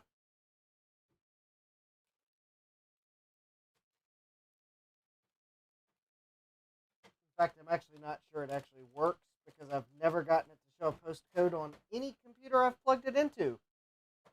I don't think it worked on PCI Express either. But it doesn't have it's not an ISA postcard, so I can't use it on this system. So yes, I guess technically I have 3 postcards, but only 2 of them work on ISA systems. So that's why I was counting that I have 2 postcards, not 3. I just don't know what I did with the second one. Yeah, you were probably remembering about the one that wouldn't work on this system anyways, but I've never gotten it to work on anything. Which kind of tells me that I think that card was a defective. All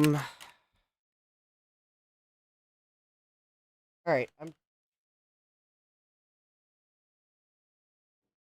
stick the postcard in with the. Hold on, let me check this box. No, I didn't stick it in there. All right. I need to put an air tag on the postcard, but it won't fit.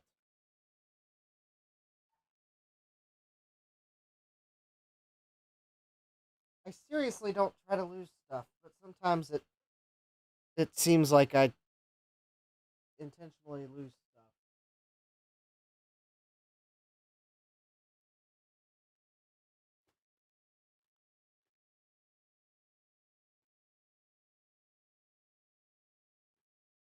Fuzzies.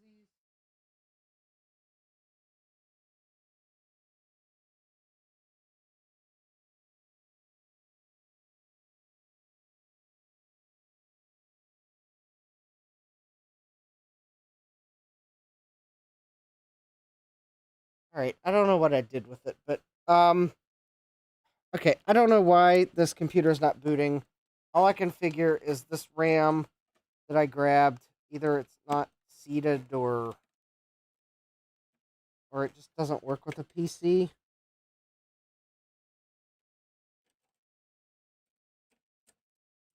Actually, this RAM may not work with this PC. If I had the postcard, I'd have a speaker plugged in, so I'd have heard it beep. Okay, that RAM may just be incompatible with this PC. Don't know what that's. Oh, I know what that screw goes to now. All right. Let's see how quickly I lose that.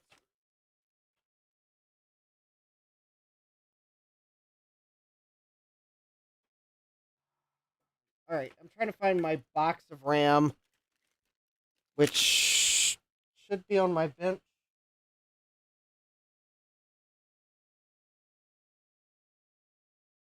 I have a feeling this system needs parity RAM.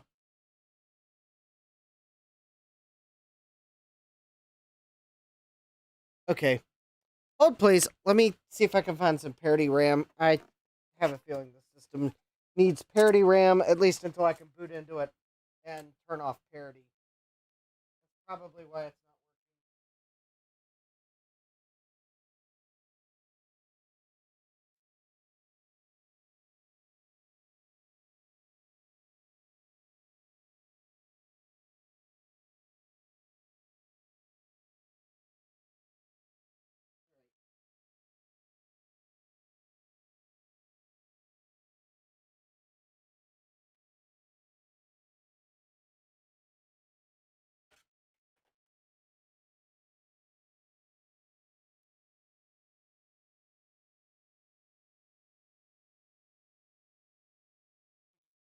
Moving a few things so I don't knock them over. Bear with me.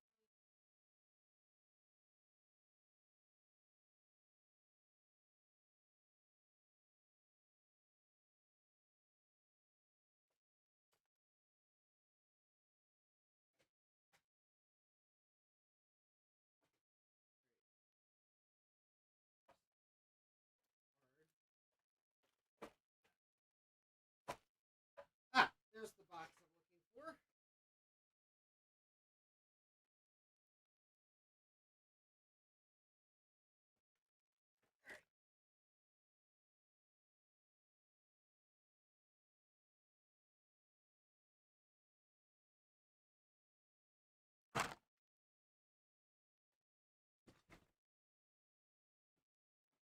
All right, here we go. Hi, Mega. Welcome.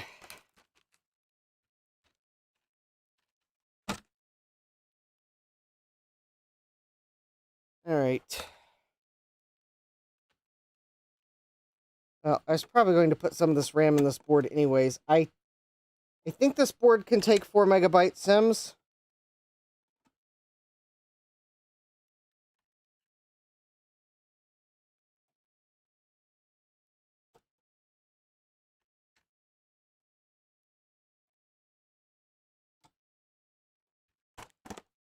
There we go. It should be 16 megabytes of parity RAM.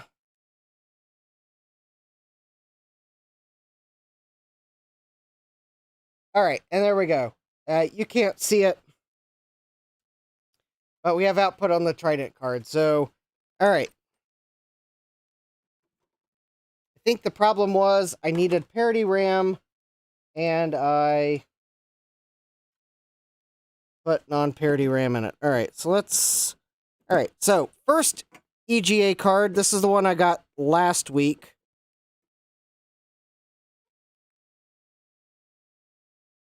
All right.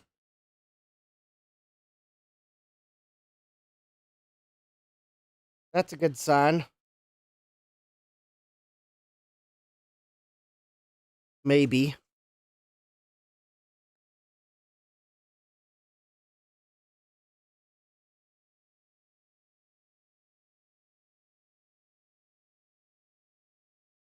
Well, I might need to check the jumper settings. All right. Let's deoxit that socket and try again.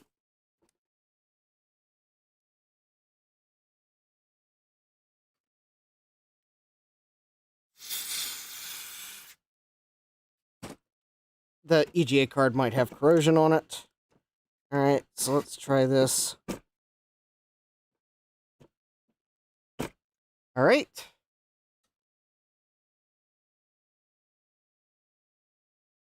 Oh, that's not good.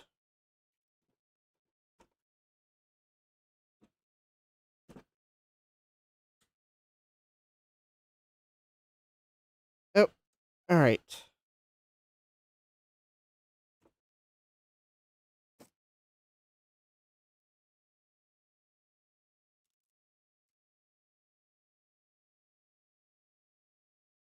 Okay, so the first EGA card...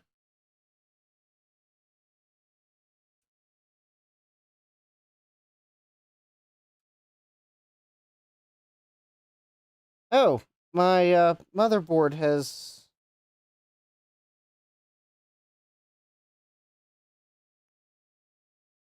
Oh. My ATX power supply has gone into short circuit protection mode. I believe my 386 motherboard has a tantalum that has failed on it.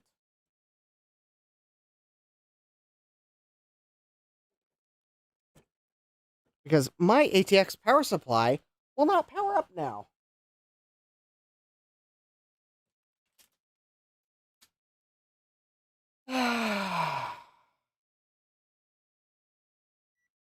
Come on, system. I just want to test 2 video cards. That's all. You aren't supposed to be the star of the show, even. You were supposed to let the IISi have a chance.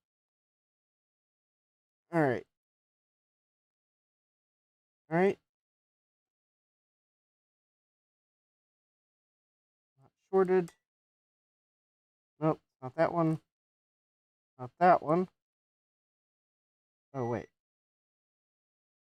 Okay, that's common. Not that one. Nope. No. No, I'm not seeing a short.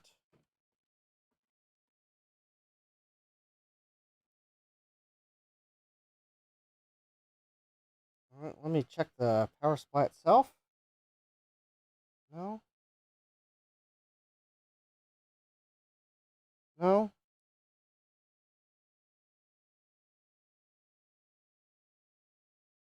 No. No. No. Hmm.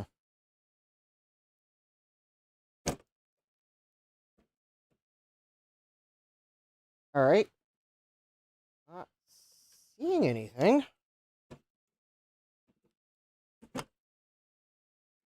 All right. Maybe it was deoxit in the socket. Oh, but this Paradise card is...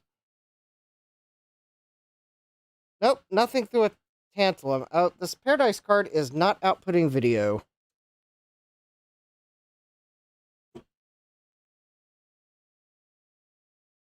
All right. Okay, we will come back to it in a moment. Let's plug in the one that I got today. This is the EGA Wonder bracketless edition because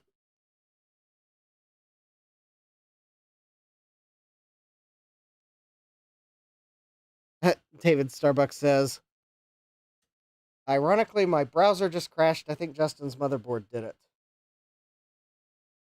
Okay, that's weird. All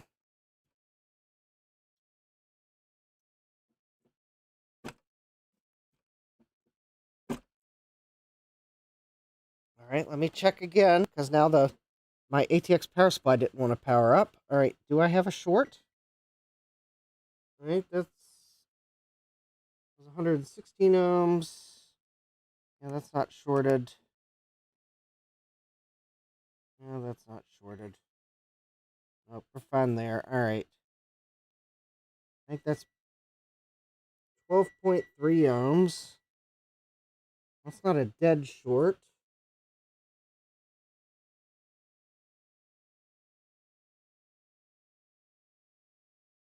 All right, let me, oh,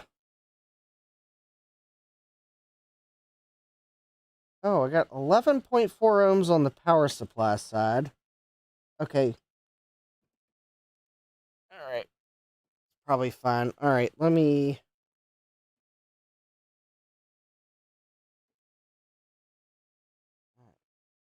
Let's check voltages. All right, let's...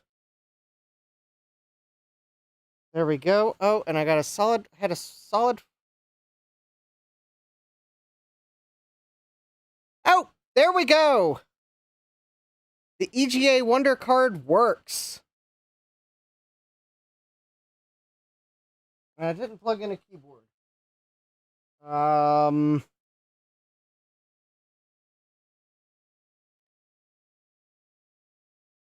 right. Hold on. Things are happening. So apparently the Paradise card might have a fault. Or the jumpers are set wrong. It could very well be the jumpers are set wrong. Let's not we won't prepare the significantly not as described case just yet. I will check the jumpers on the card first. It's possible someone had it set up for monochrome mode, maybe? For CGA mode? Because I think the Paradise card can use older monitors as well.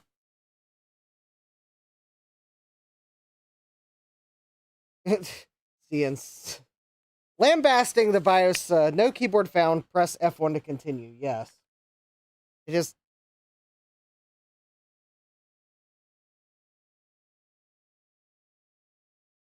Alright, press F1 to resume. Alright. You know, the BIOS, that looks kind of squished, doesn't it?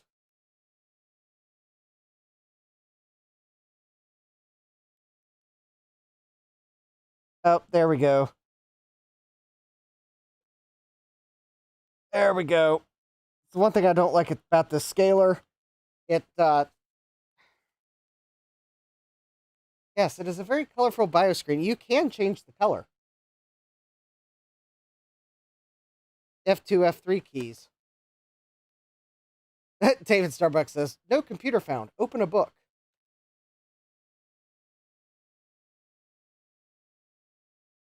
All right, let's set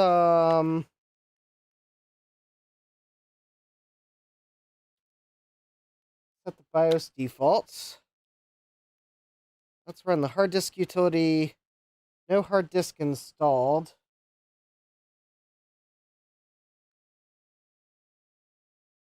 Oh, all right.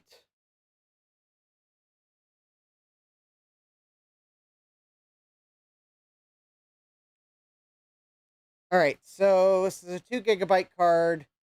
So that means this is a 39. Hold please while I double check the geometry. Let me see here. So I think this is going to be so it's going to be 39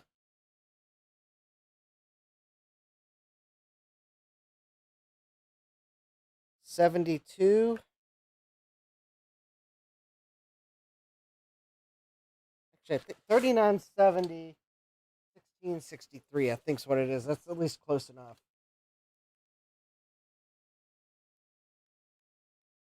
Because the thing is, this BIOS isn't going to support.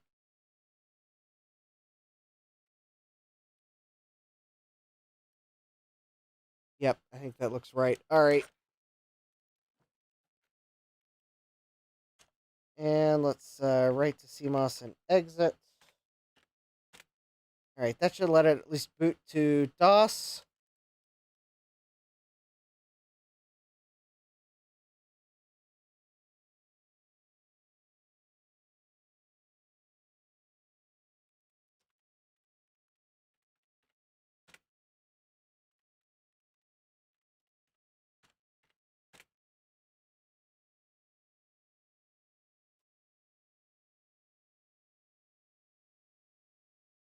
Oh, that's neat. It detects my math coprocessor as an 8486 FPU, despite the fact it's a Cyrix fast math for 386. All right, so all tests.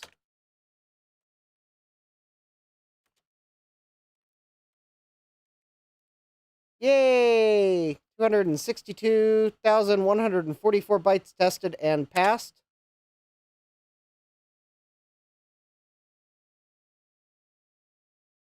That looks good. Those characters look good. Note, we have good characters. We have good characters. We have good characters. We have good characters. Good characters. Good characters. Still more good characters. Even more good characters. Way more good characters. Lots of good characters here.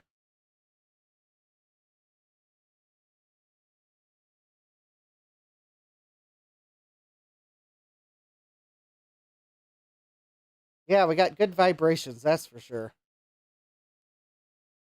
There we go. Color palette tests. These all look good.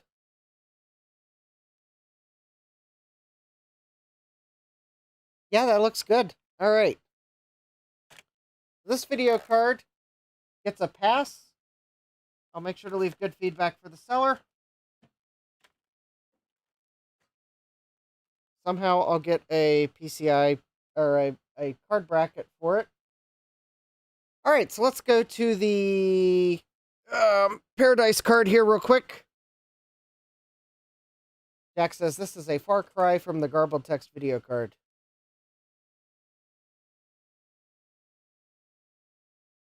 I'm not hearing the Beach Boys. Because that would mean that I would be muting really quickly before the copyright strikes entered the chat. All right, so let's see here. This is a Paradise PEGA 2A.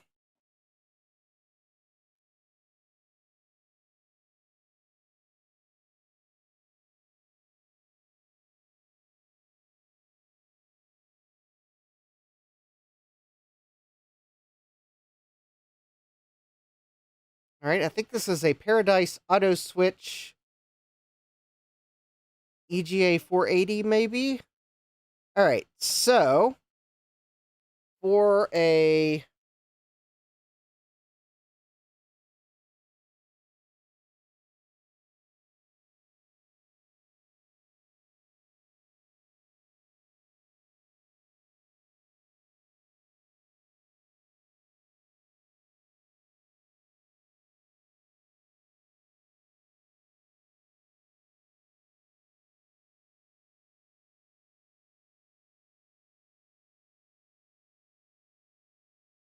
okay, I do not know what they had this set for. Because according to the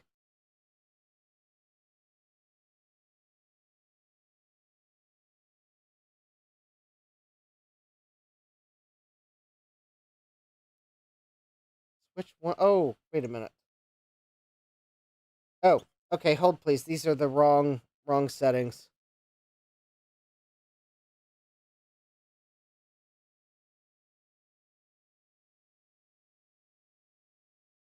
Or I got the wrong card. This is not an auto switch.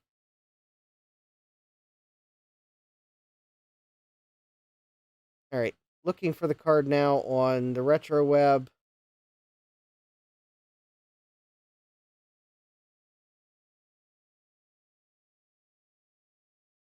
Oh, interesting. This is the same graphics chip that's on a 286 board that I have that I can't get the 286 board to work. All right, so let me see if I can find some settings here that look right. Oh, you know, maybe if I searched for this text that's on the top of the card that says HEGA /P dash 3C, and it's Roman numeral 3.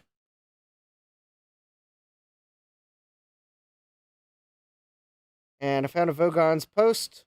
Someone has this card, and no one's replied to it in 2,411 days. Wah, wah, wah. All right, that's a bust.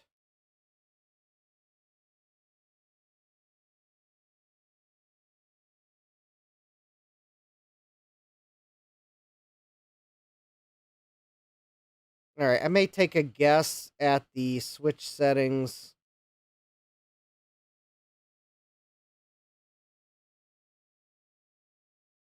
But hold please, I found a manual for another card that's based on this chipset. And let me see if I can find its switch settings and see if it by chance has 5 switches instead of 6. Because I have a feeling a lot of these cards probably have the same switch settings.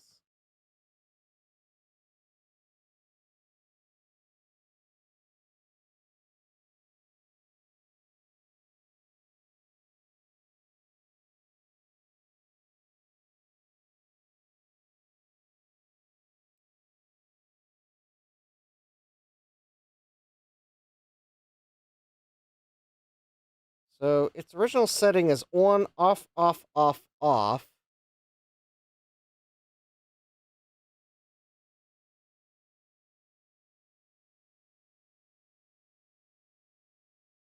No, I don't think this manual matches. All right. Oh, here we go. Here's a card on the RetroWeb that has no documentation available, but it looks like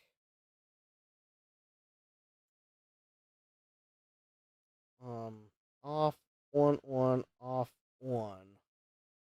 All right, let me off, on, off.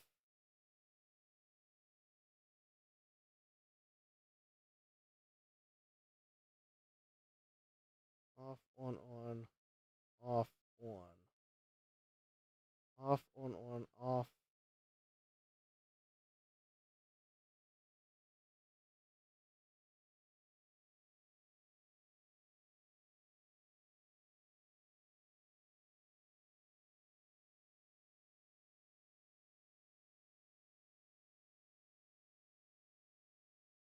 All right, I'm gonna try the settings that I see in a picture of a card with the same chipset. I have a feeling the switch settings are the same because I have a feeling they're setting the same pins on the chipset. All right. So here we go. I'm gonna put the Paradise card in. I'm going to try off, on, off, on.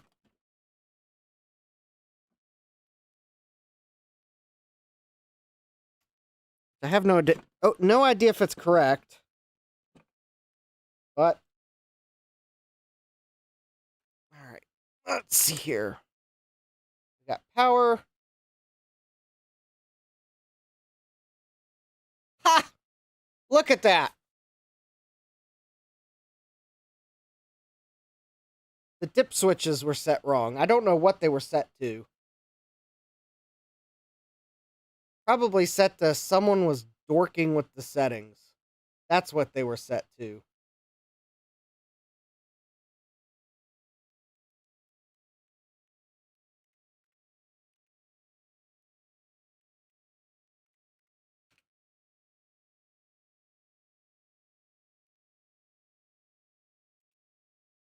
All right, I think we're definitely working as an EGA card.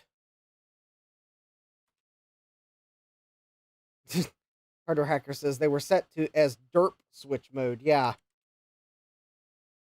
Oh yeah, we got video on this Paradise card. So I got 2 EGA cards now and 0 real EGA monitors, but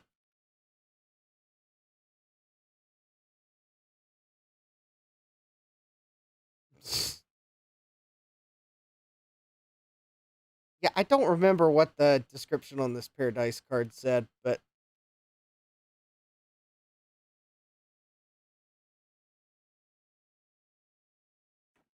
I don't remember that it was tested, but Stian says, what fake EGA monitors do you have? I have the RGB to HDMI, which we're looking at now. That is the extent of my fake EGA monitors. David Starbucks says, switch is set to nope, ruh-roh. Yeah, exactly.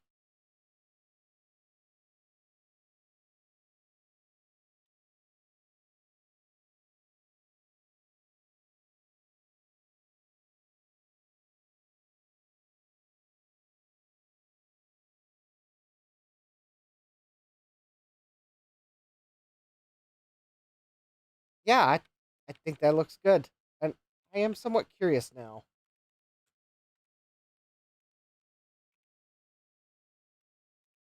Do any of these benchmarks work on an EGA card? Like maybe 3D Bench? I'm curious. No. Sorry about that. Flashing warning. Yeah, that doesn't work on EGA card.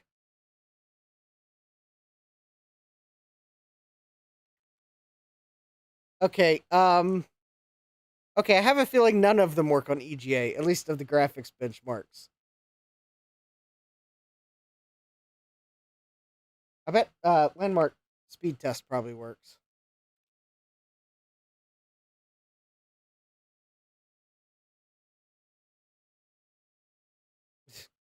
Okay, that video speed's not that impressive. But at least it says enhanced graphics. All right. It sees it as an EGA card. Yay. Hardware info probably works too.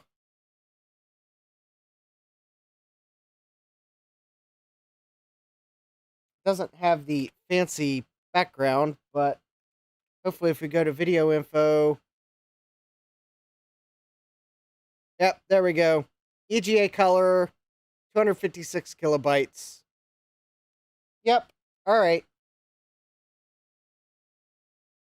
I'm pretty sure the card works.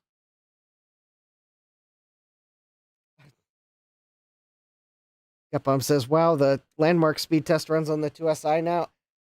We were going through Wheel of Regrets testing. I regret to inform you that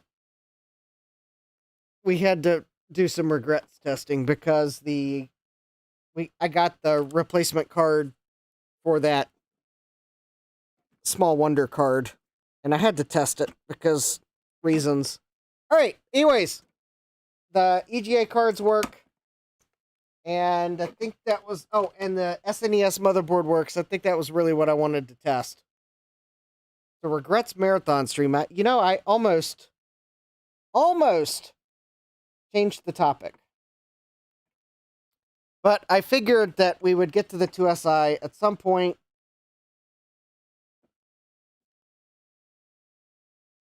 Because Gutbomb asked nicely. For reasons.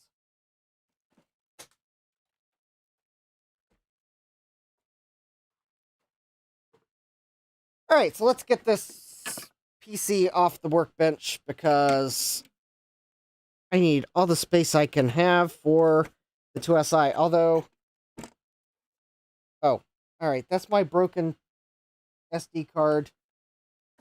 Oh, that you can't see because my plug-in microscope's in the way. Not that the crack in it isn't a big enough giveaway, but let me at least draw an X on it so that before I actually get a chance to throw it in the trash can, I realize that that is the newly busted version of the card. All right. So let me go grab some... Oh, Gutbomb says, sorry, I was being silly, didn't mean to rush you. Well, it was about time to get to the 2SIs anyways. I did all the regrets testing I needed to. So, hey, let me grab the 2SIs, and Mike says, anyone agree when repairs work fast, we learn less when repairs fail?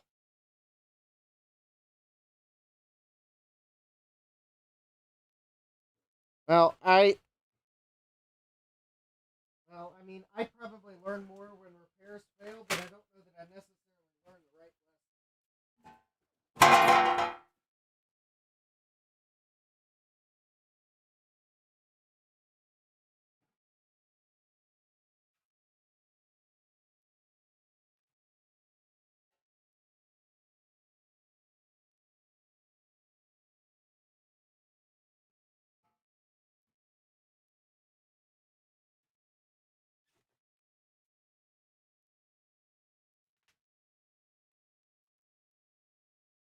because sometimes my brain thinks the lesson that I've learned is I shouldn't have tried to repair that.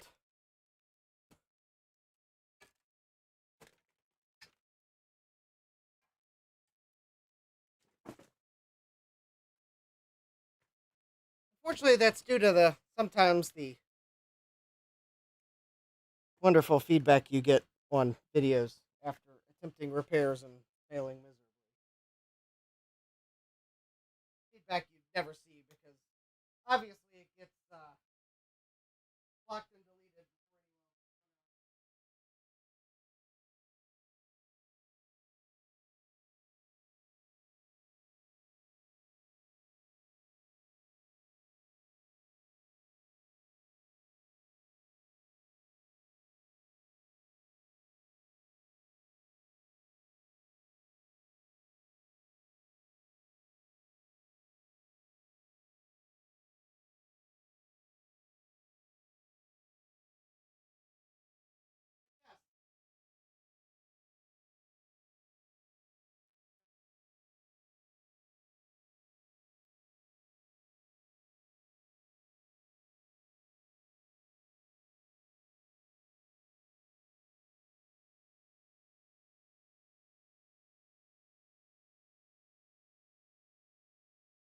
Alright, there's board number 1. Hold please while I try to find board number 2. I'm going to bring both on the bench.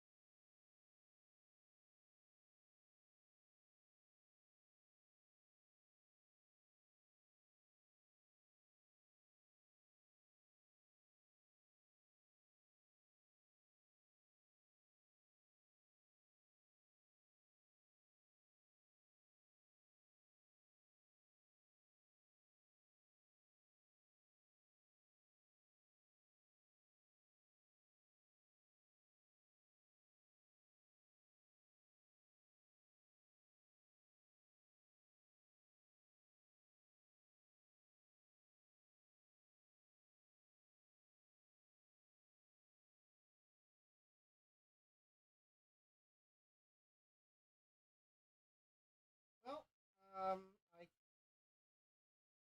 I don't know what I did with the other board.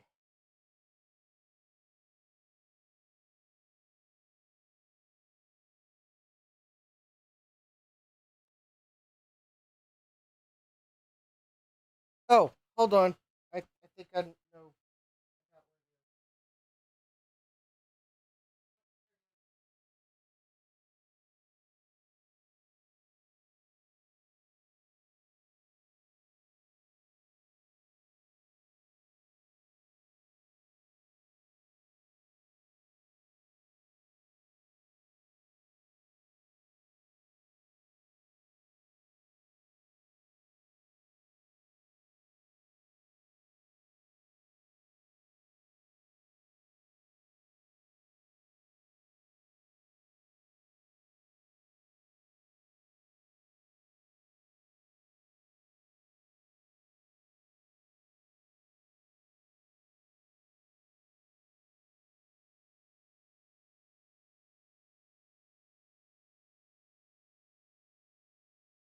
Alright.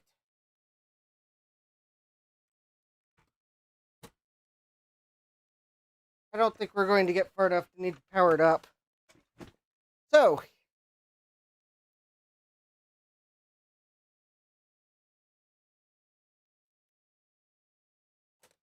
alright. So, this is the board from the first IISi. It has been recapped. And it's gone through the ultrasonic cleaner. And every time I power it up, we get a white screen. Or like some solid color screen. I think it's a white screen. So I think we're having trouble reading the ROMs.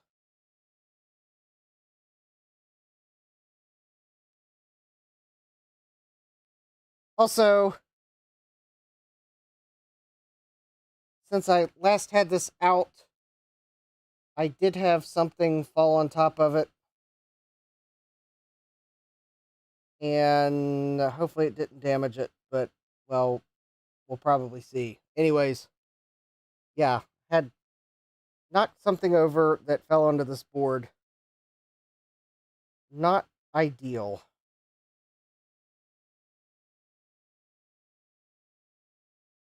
But the good news is, the one capacitor that's missing from the board, I think I know what to replace it with now. Alright.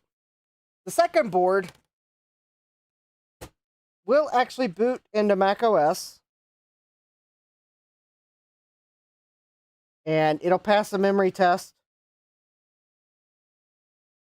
but there are bars in the video output about every 32 pixels or so. So, obviously, a connection problem between the RAM-based video chip and system RAM.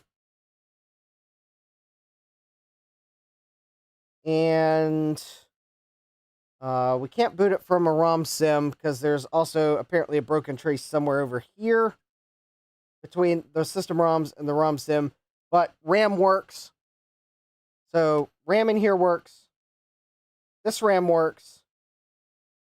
Problem with video and problem with ROM sim. Oh, and the new bus slot works. The only drawback with this board is half the pads for the capacitors are missing, and there are a couple transistors I'll have to replace. Now, why did I pull both boards out? Oh, good night, Joe.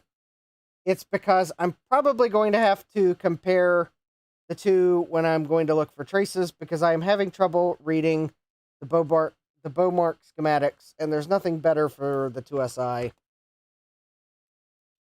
And quite honestly, at the moment, I would, if I had to vote on something, instead of picking a case for my Tech-Select RGB to HDMI so I stop dropping things on the microSD card, I'd have to vote for better drawn schematics that I can actually read, understand, and follow to find faults.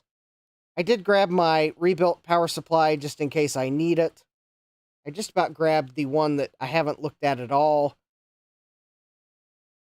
until I realized that I didn't see the ATX power supply inside of it. And then I realized I've grabbed the wrong one. The weights are about the same. John, oh, hi, John. Welcome. John's asking, how'd you get a black new bus slot? Well, I don't know.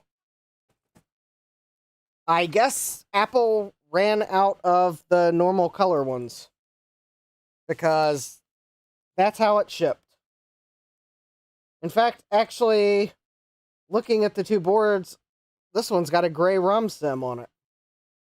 Again, it was probably just whatever was in stock at the Apple factory the day this went through manufacturing. And I kind of haven't, I think I might actually potentially see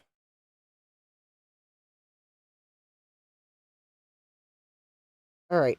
I'm thinking that maybe we should just give these two boards a cursory inspection to maybe see if we can find areas to focus on.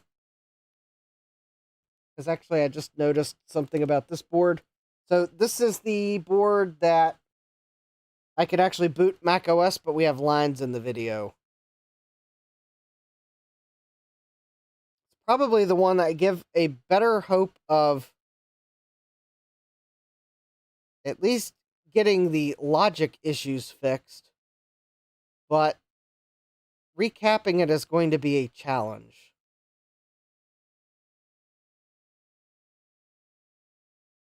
And I think what I should probably do is grab a swab so I can at least, if I see anything on the board, I can... Alright, I think that's actually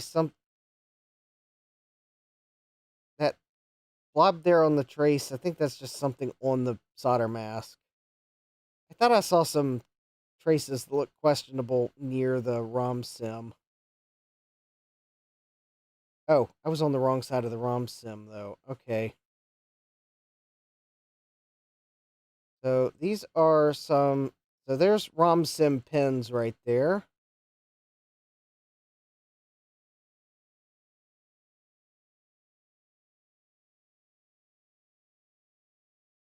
All right. You see something... Hardware Hacker says, sounds like it's time to toss one of those boards in the garbage. Well, I have a feeling whichever one I get working, the other one is probably going to go into my scrap bin for parts. Only because I am not hopeful that I'm going to get both working. I have not totally convinced myself that the problem with the second board, or the problem with the first board, isn't a bad RBV chip, which would practically mean that it's going to be a no fix if it's the RBV chip.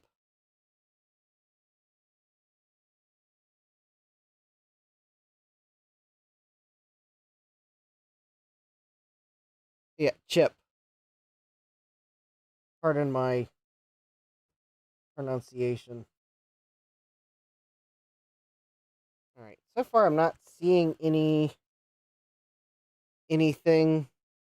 that looks like a broken trace. So I'm probably just going to have to follow traces. There's one of the. All right. So there's one of the. Okay. So that solder pad, I think, still there. Yeah, those I think are still there. I don't know how well they're connected, but there's at least an example of a solder trace that, or pads that are still there. That chip looks awful. So these are the traces running right by the ROM sim on the top side of the board.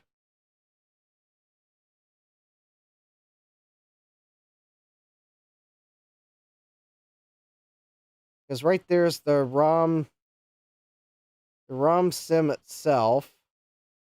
We'll inspect the pins in a moment. I was trying to focus on something. I may have to remove the ROM sim and look under it, but I did notice. Oh no, those are the regular sims. Hold on, I moved too far over. This is the ROM sim right here.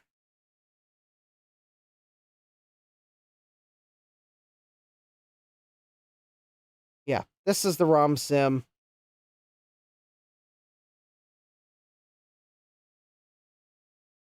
Because that's the first 30 pin sim, and this is the ROM sim right there. Because there's pin 63 marking. All right, let me see if I can. We'll probably have to inspect under the ROM sim on this one, or at least do some tracing. But I thought I would at least give a cursory inspection to traces. Kind of especially focusing on the traces. What was that black blob just beneath the ROM sim socket? All right, I'll go back to that in a moment. I think that was just the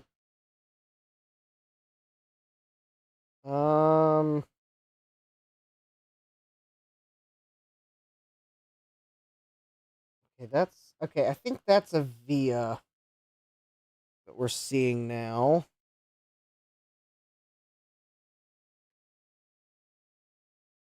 But I don't think it's a via that goes to the top side of the board. All right.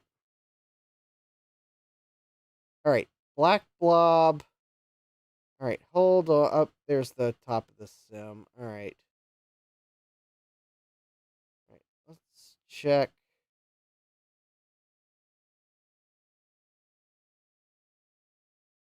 ROM sim. All right. We'll get back to that black blob here momentarily. We'll check the pin of the sim socket because maybe there. I mean, it could be there's a pin that's. All right. That's just a piece of debris. There we go. There's some traces that go under. I don't see anything there. There's the bottom of the sim socket. Oh, I think that black blob is just simply the remains of the pad. Can I measure activity with the scope? The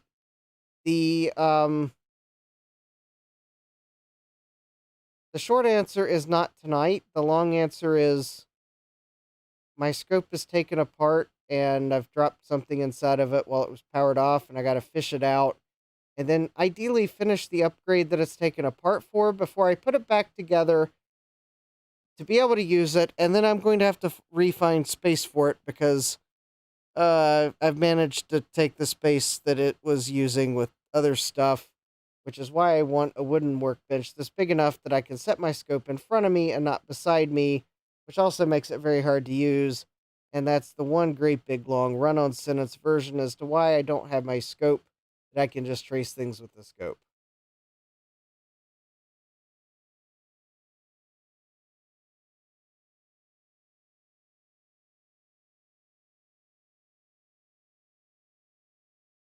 Believe me, I almost took my scope to the swap meet to sell it and then buy one of those little portable ones that I could just show on the screen.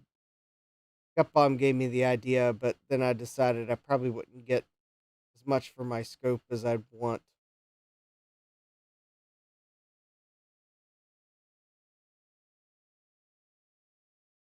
Alright, well, the pins of the SIM socket, ROM socket look fine.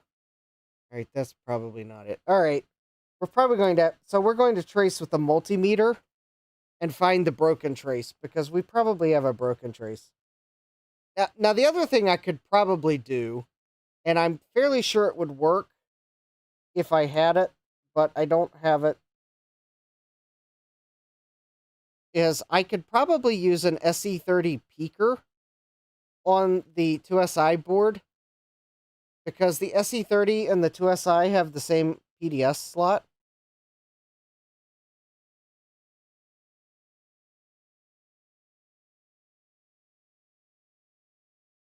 You know, there are some fantastical colors on this board.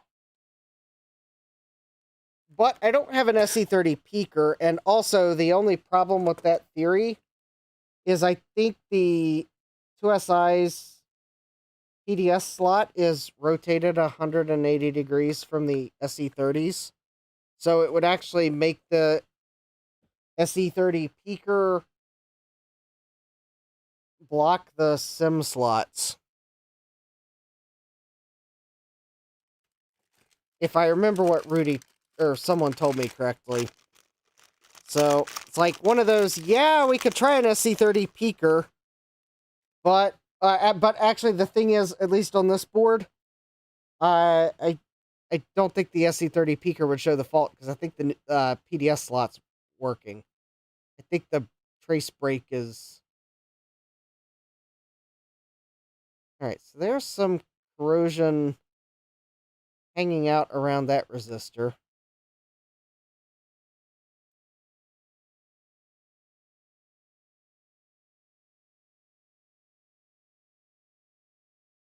Alright, I think we're just going to have to follow traces on this. Alright, let's go pull the other SE30 or IISi board out. So this one...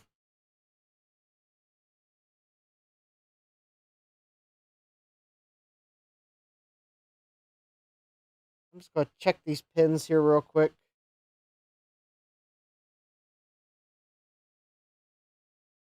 Because the thing that fell on this board that I knocked over, I think it hit the board in the area of this chip.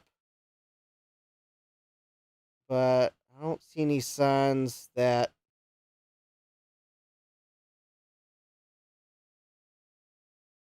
Alright. Doesn't look like I did any damage. Alright, so maybe it was just a glancing blow. Alright.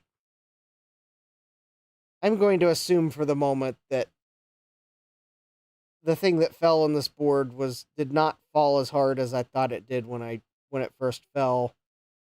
And there we go. There's our first suspicious thing on this board. And it looks like that was just something on top of the solder mask. Alright, let's keep going. So this is one of the ROM chips. I'm just looking to see if I see any broken traces around the ROM chip.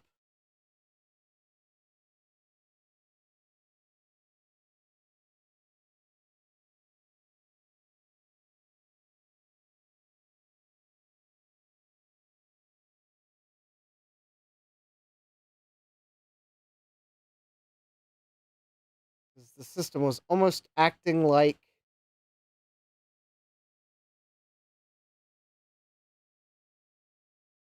maybe it's not actually reading the ROMs. This is the one that had the solid white video screen. Alright, I don't see anything around that ROM chip. The other thing was I wanted to check around the RBV chip.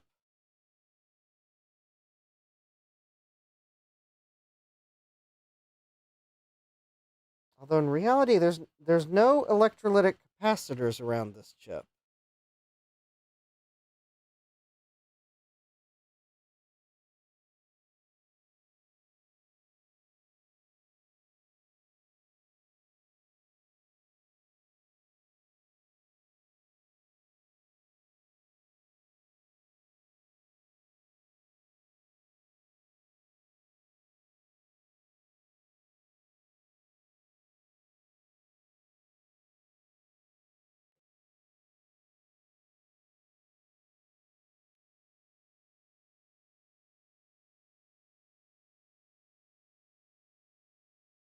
Yes, I realized the trace could be further apart, but I just wanted to give a cursory look at the traces and vias that are really close to the chip. Because a lot of these chips had an electrolytic beside them, but this chip did not, because I think it takes advantage of these tantalums that were already on the board. And those were already there. Yeah, that chip looks really clean, so I don't think that's our problem. Now, my other thought was maybe the RAM DAC.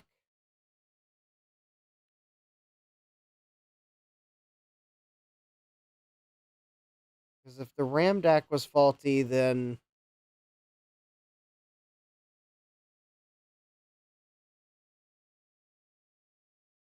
I would think it would just give you a solid black screen.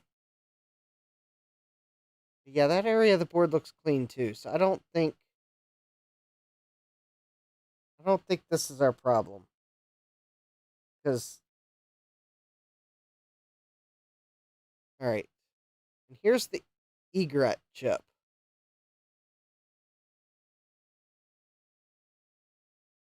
But interestingly enough, despite the fact that the IIsi was made down to a cost, I mean, there were some tantalum caps on the board from the factory.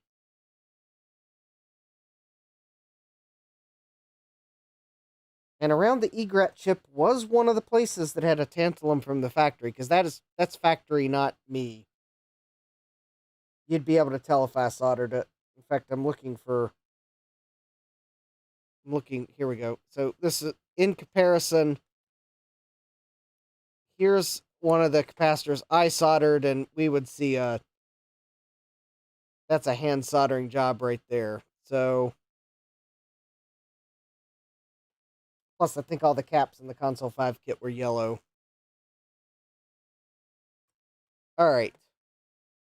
Yeah, I don't see an obvious trace on this board that's broken.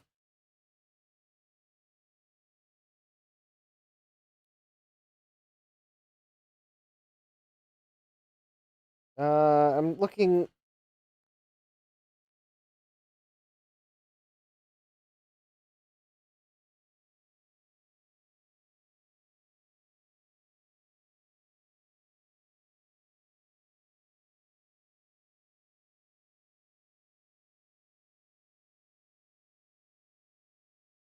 I mean, I did have one thought, honestly, but I don't know that I want to risk it at the moment. But I had thought of trying to swap the RBV chips from the two boards. Hardware Hacker says, I know which trace is bad. Which one? And is your answer all of them?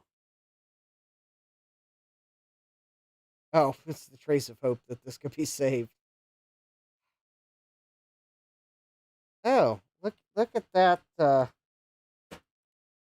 That's gross. Let's see, where are we? There we go. I have debugged it.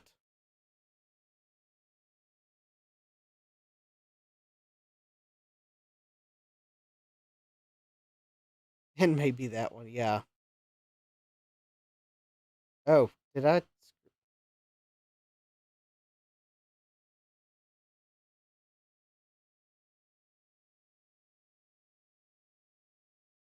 Oh no, this area of the board looks really cruddy. This is the SCSI chip here. And that's looking mighty scuzzy.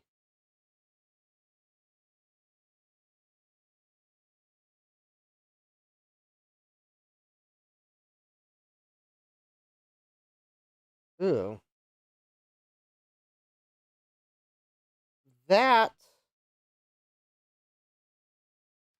you know, it is possible that we're not looking for a broken trace on this board.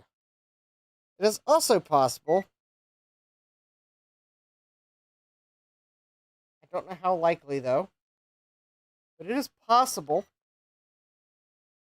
that the problem isn't a broken trace, but it could be we have a just the wrong corroded pin somewhere, and it's not allowing one of the chips to initialize and halting startup. But there is actually a connection there, believe it or not. So that's not it.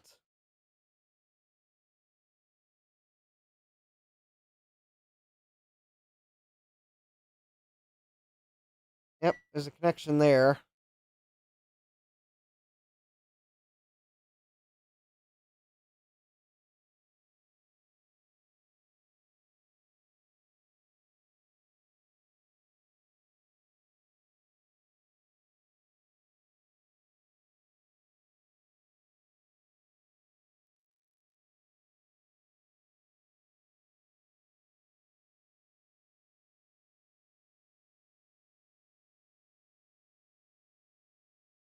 Yep, there's a connection there.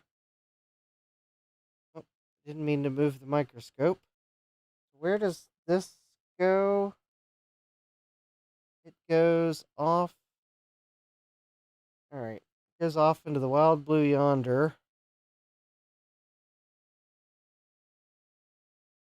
Ooh. What's that? Oh. Really nothing. Oh, what's that? Ooh, solder balls.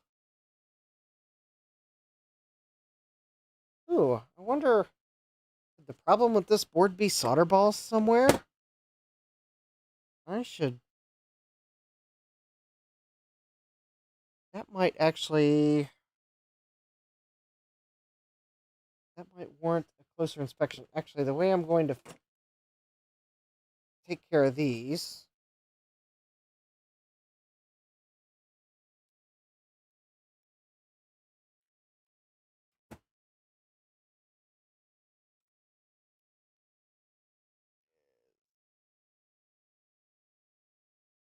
There we go. I just stuck them to a piece of tape. And now I folded over the tape, and there we go. I think I got them both.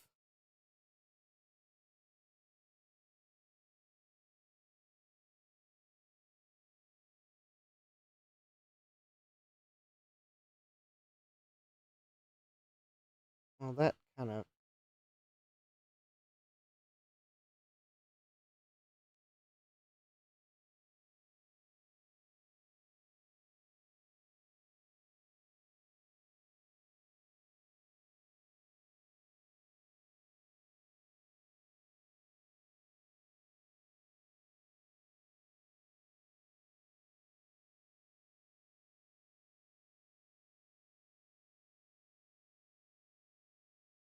Well, hopefully that is not broken. That appears to be a very 16.9344 megahertz.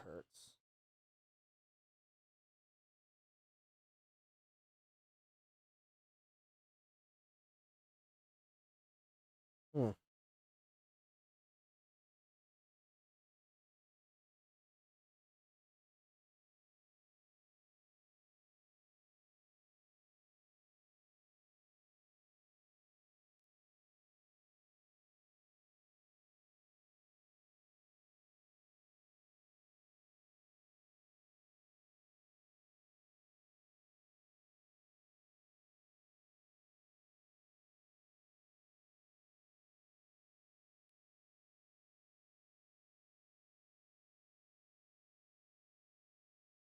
Alright, so I guess I'm just kind of looking for potential solder balls.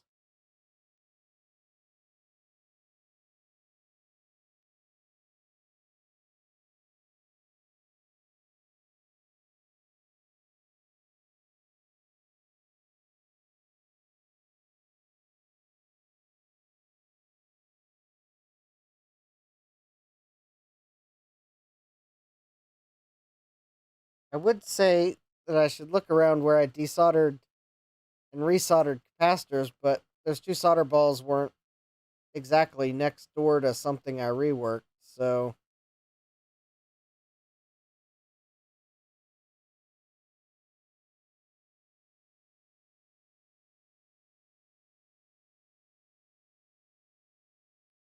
Hey, Sea Turtle, welcome.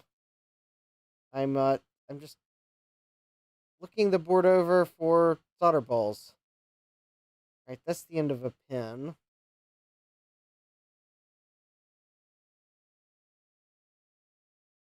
That's the power connector.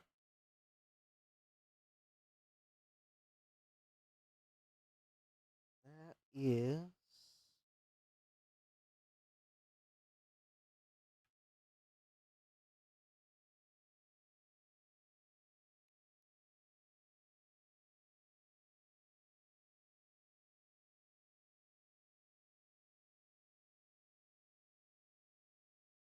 probably a speck of silk screen, because it's not coming off.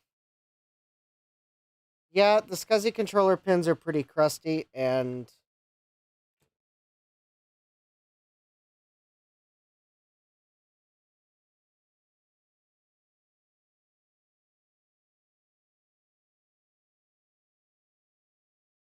I probably should reflow them, but at the first I'm checking for solder balls, because I found a couple on the board.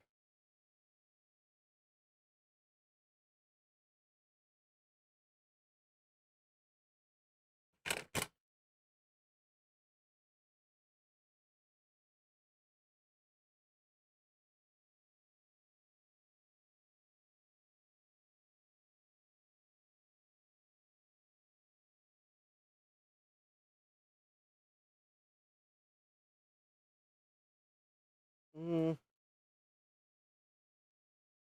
That looks...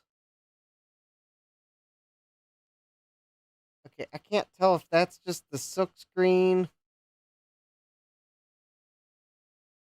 Oh, okay, I think that's the silk screen over top that trace. Okay.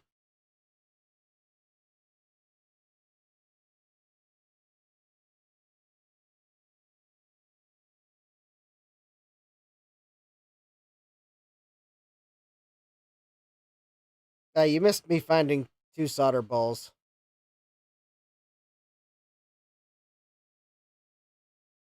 But they weren't between anything, at least not tonight.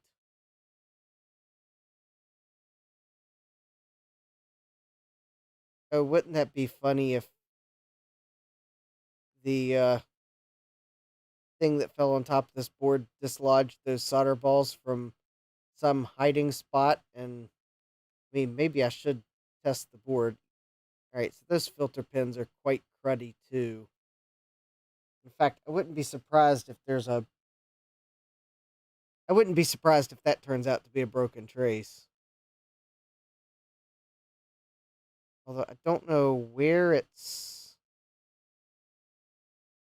supposed to be going.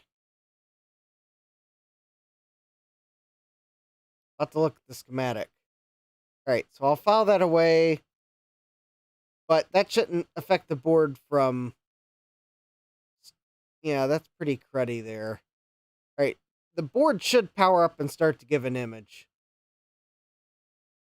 Problems in this area, I think, might affect System 7 being able to fully boot, but it shouldn't affect it to... shouldn't cause it to, like, not give you an image. All right.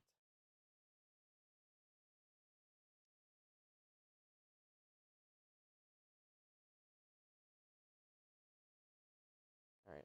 I'm going a little faster. Let me go...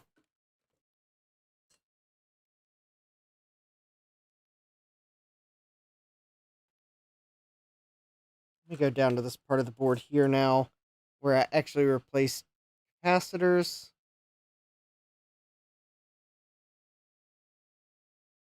All right, so there's that. All right, so I got to replace that at some point, but that shouldn't affect it from powering up. And yes, there could be a missing trace there.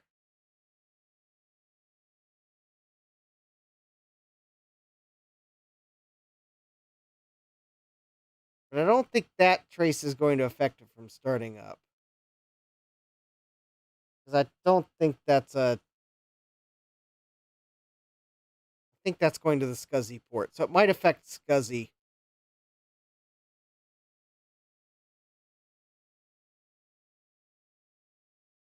A SCSI drive.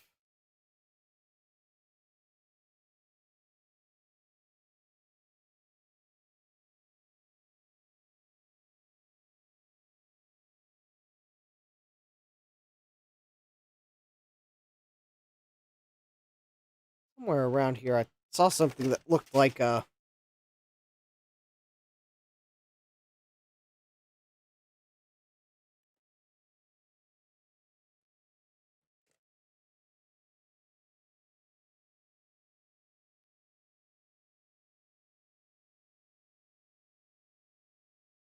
Okay, that's not what I thought it was. All right. You'll remember I made the comment that it looked like there was a via or something. Oop, that is something right there.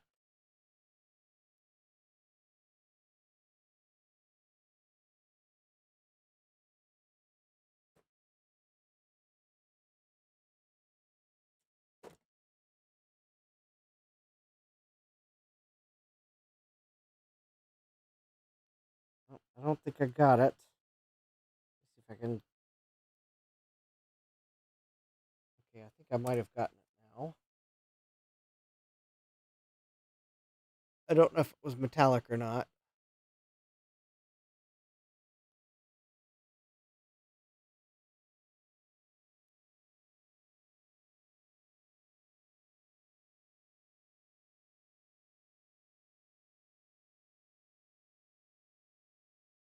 All right.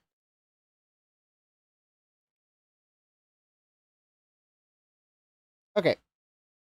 So I've gone over this board. I did pull what looked like a few solder balls off of it. It's been a while since I've tried to power it up. So I think maybe I should just try to power it up and see what it does.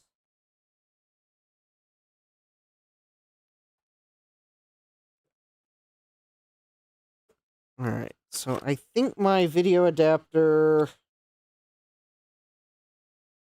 I think it is set for 2SI.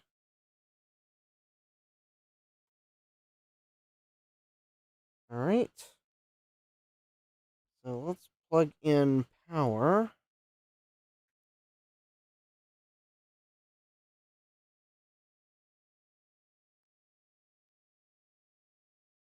All right, and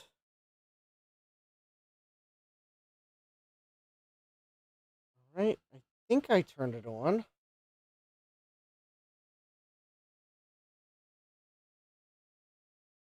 Oh, there we go. Now I turn. Oh, we got a solid. Oh, which you can't see because I got the...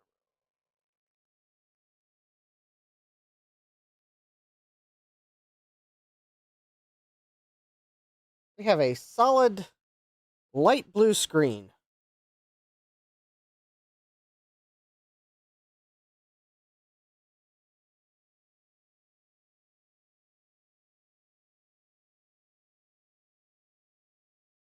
With this board. All right. So this is the recapped board. Solid teal screen.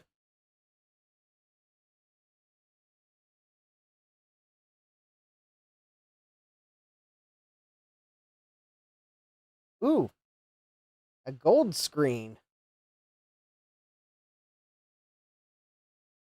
Let's try power cycling it. All right, so basically a solid color screen.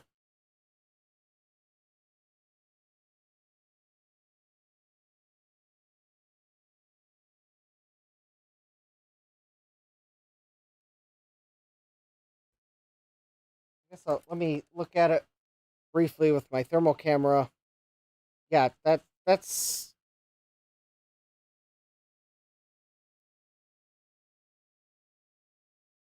Okay, there is definitely a going to be hard to see, but there definitely is a hot spot I'm seeing.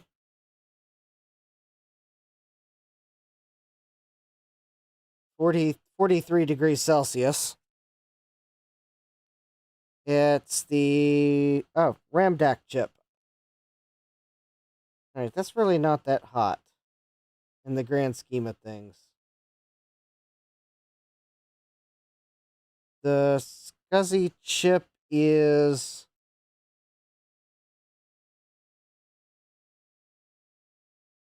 not showing up as a thermal generator. All right, nothing. Okay, the CPU is yep. Okay, so I see the CPU glowing. I barely see the ROMs glowing. I see the bus transceivers. The ASIC is glowing. The hottest thing on the board is the RAM DAC. All right, not really anything that's. Whoop. Okay, so this is board number 1. Board number 1 state is borked.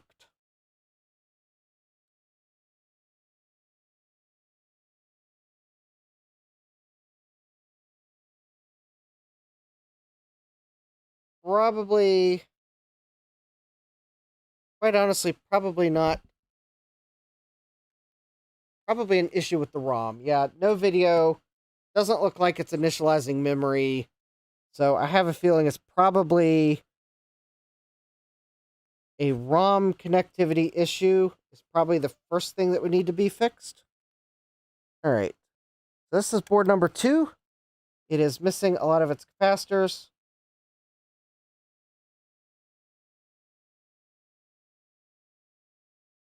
And oh,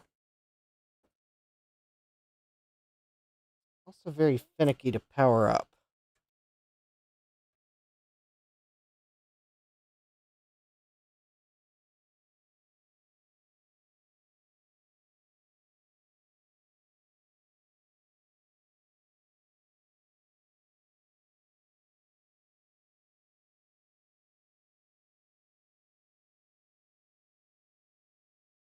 It's not powering up.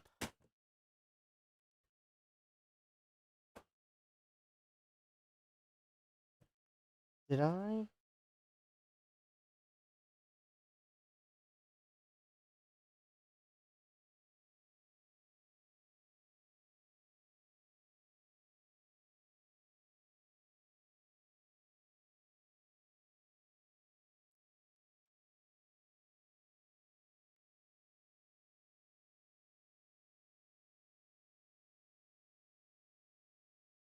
Granted, its status with no capacitors is probably not helping things. Yeah, I can't get this one to power up tonight.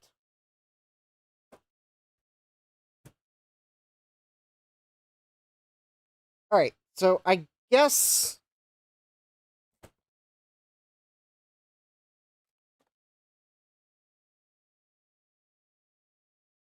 did I remove something from this board and then put it back wrong?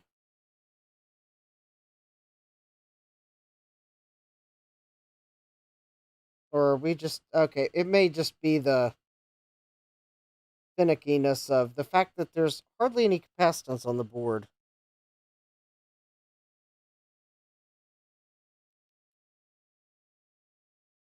Oh, I got flux on the bottom of the board on the power connector. Let me clean that off in case that's causing some extra capacitance that we don't want. Capacitive connection between power rails, that might. Alright, there's that. Let me make sure, because I remember that we looked at these on this board last time. Alright.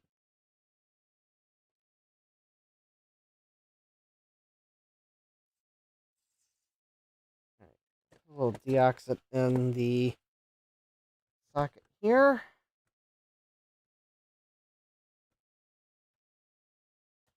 Right, there we go. And all right, this board's not playing ball. All right, let's inspect the first board. I think given the symptoms, it might be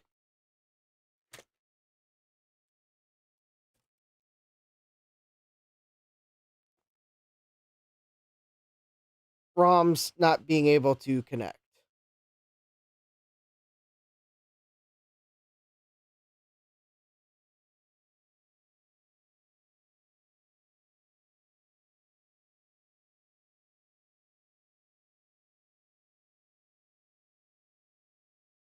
All right. Let me pull up the schematic, as Big Clive would say. Although he says it a whole lot better than I do because I think he's actually Scottish and I am definitely not.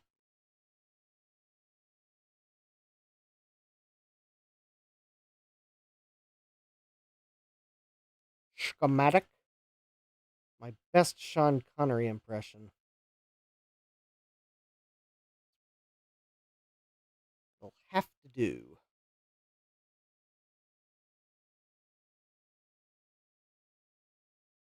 Okay, so while I'm looking at the schematic, I'm going to have trouble seeing the chat, so bear with me. Because in order for me to really do this, I'm just going to have the diagram in front of me. One of the features on the Workbench that I have to draw it up, and I'll probably work on that while I'm at the beach in a couple weeks, because I'm hoping the rest will inspire some drawing. That, and I have some plans for woodworking benches that I think I'm going to modify to make it a nice tech working bench.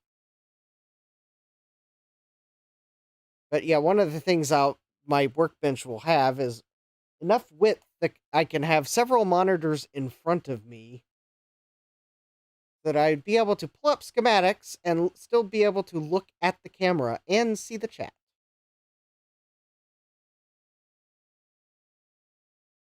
And not have the system clock blocked by my smoke absorber. I like all good things.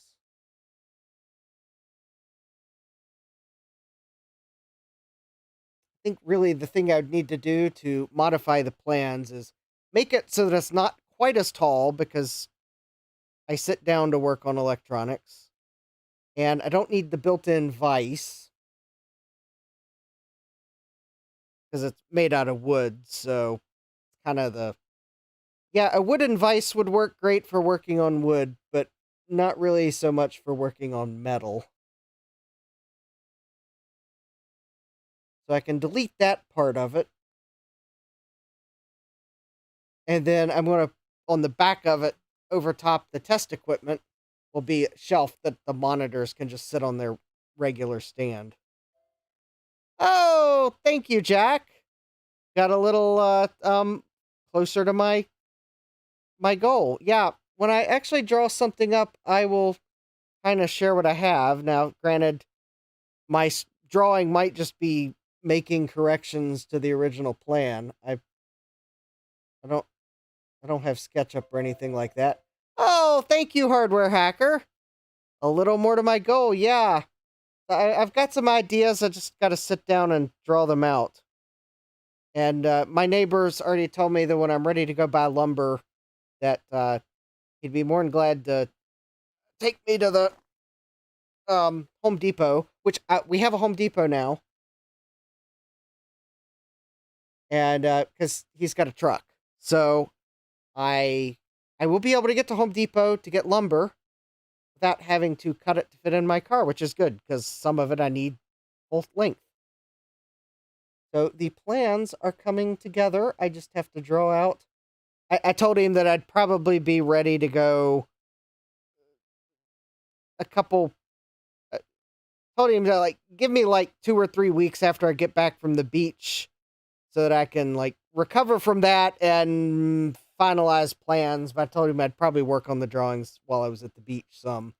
He's like, yeah, that sounds good. So yeah, I guess with that, the my streaming schedule is this week. So I'll be streaming this week, normal. Although I quite honestly was tempted to do a Tuesday stream this week to work on video game stuff, but I might not. And then next week's normal week. I probably won't stream tomorrow, actually. It's a silly thought that'll just wear me out if I do. So I think this week's normal. Next week's going to be a normal week. And then the following week will be no streams. And then I'll be back to my normal schedule.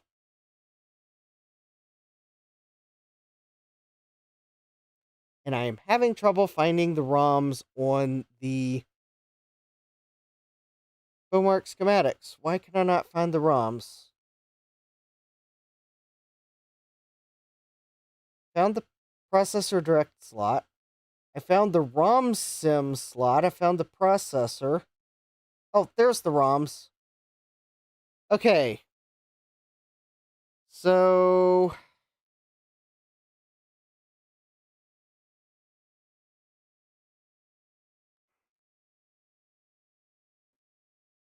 where do the pins on... Okay, I found the ROMs.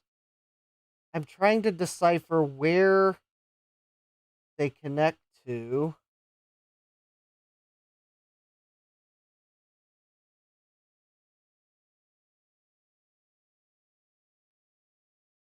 Because the diagram just shows them going to the, like, address bus.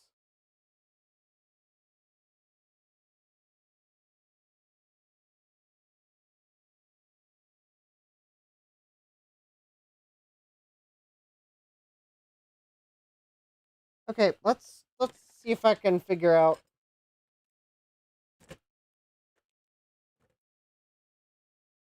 All right.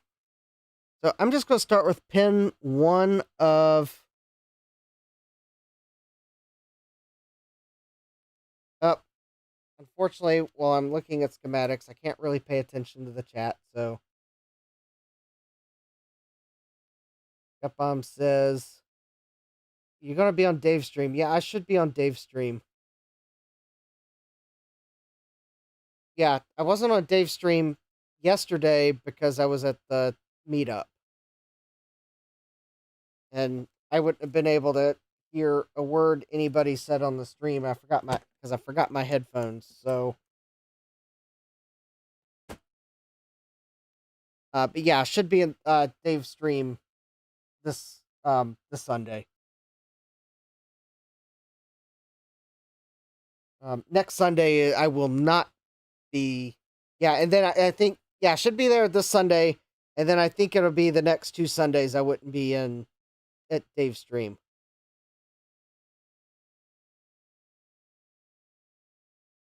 because of my vacation week. I mean, maybe the second one is a maybe. It depends on... Oh, Tessie says I wasn't on Dave's stream due to witnessing a football game I'm taking. All right, so let's see here. So pin 1 of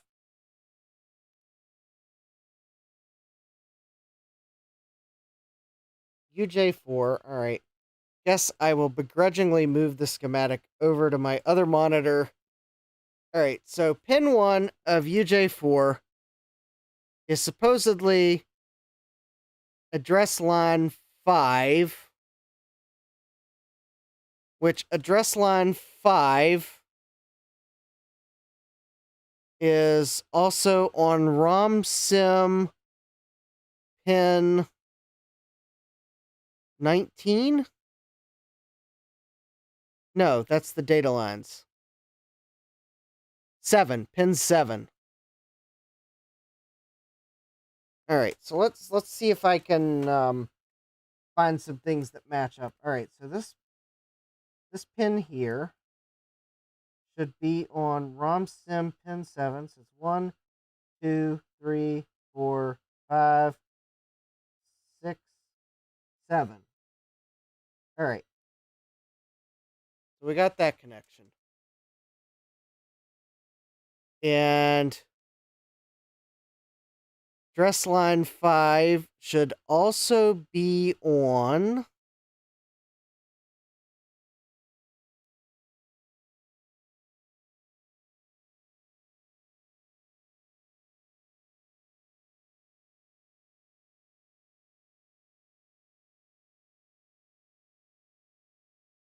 pin 55 of the processor.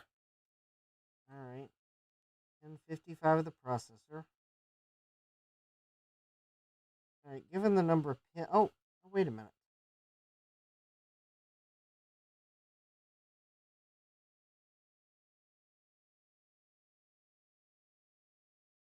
All right. I realized this side starts with pin 51, so that was actually easier to find than I thought. All right. I wish there was a table of these somewhere. Like, oh, did Gutbomb sent me something, didn't he?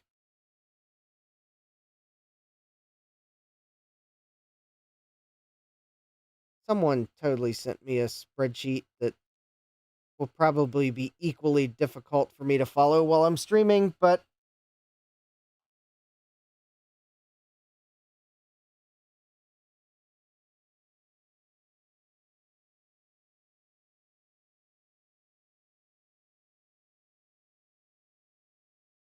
I don't know where it is. Oh, that was for the SC30. Oh, never mind. No one shows love for the 2SI. All right.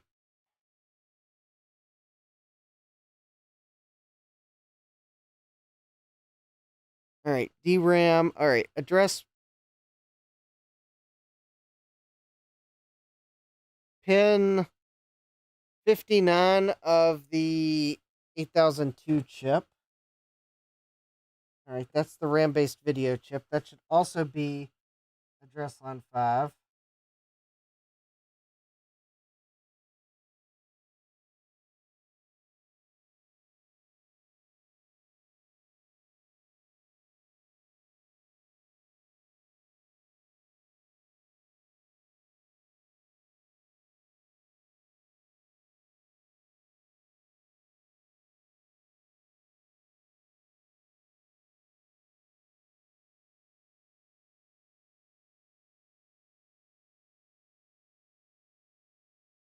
That could be a problem. I don't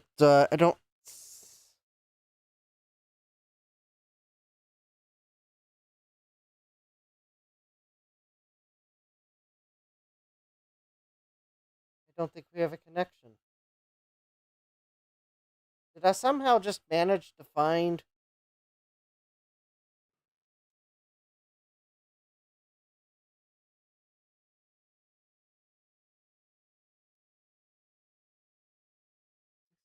'64, '63, '62, '61, '60, 50? Oh, maybe I was on the wrong pin. All right, hold please.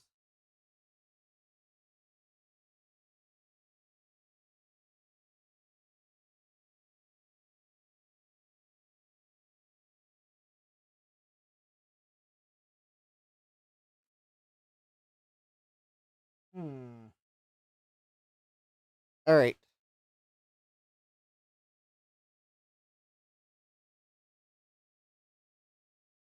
I don't see a connection to the address line there. All right, let me grab the other 2SI board real quick.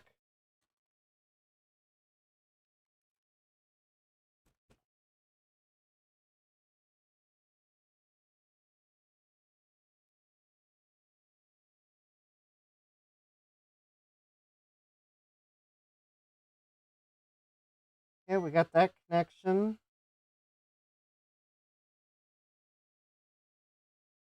We got that connection.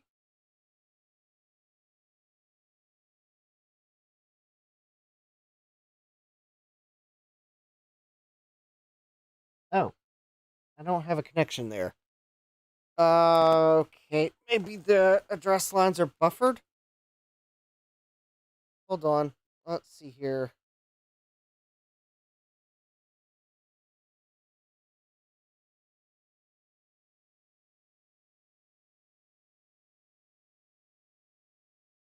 Maybe I'm misreading the number? No, it surely looks like it says 59. Hmm.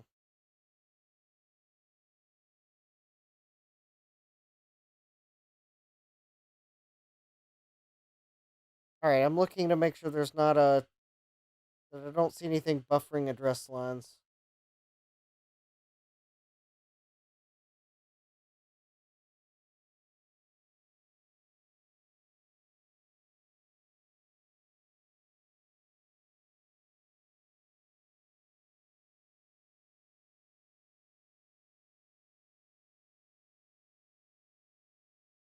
Wait a minute. Am I looking at the right chip? Oh, no. I was looking at the wrong chip.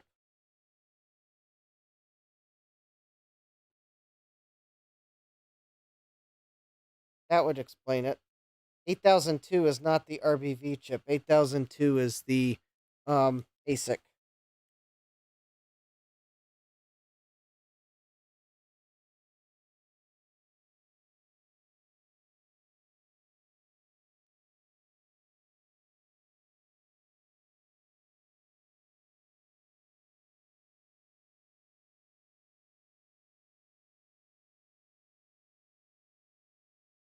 All right, we got a connection. Okay. Oh, the ASIC may... or it's the memory data unit is what it's called on the diagram.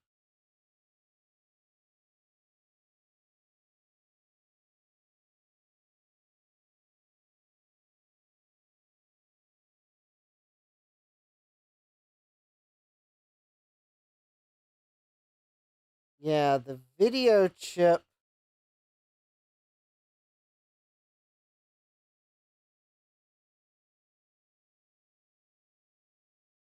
address line pin 62.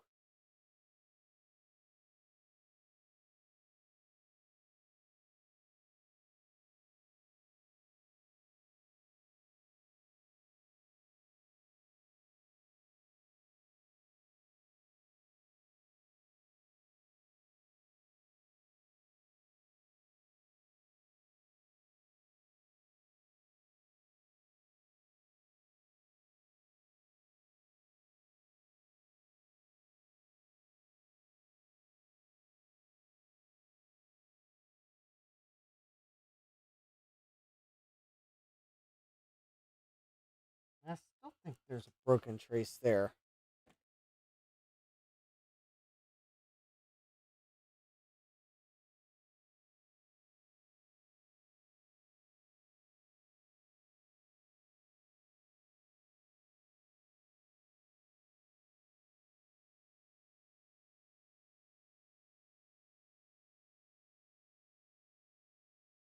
All right, let me compare with the other board again.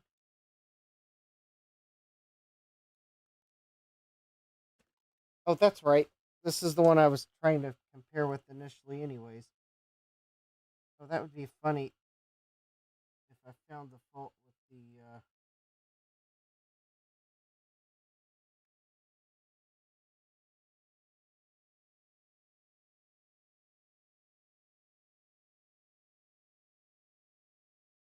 Alright, so this is pin 62.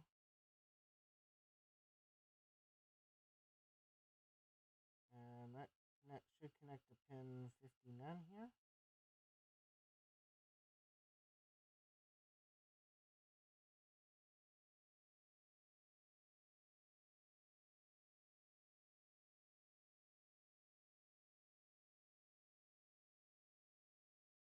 I don't see a connection. Alright, 62. The pin 62 on here should be 64, 63, 62. Should be that one there.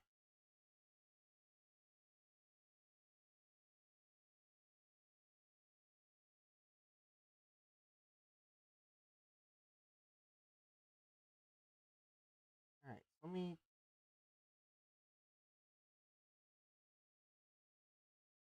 Alright, so I'm on pin 59 there.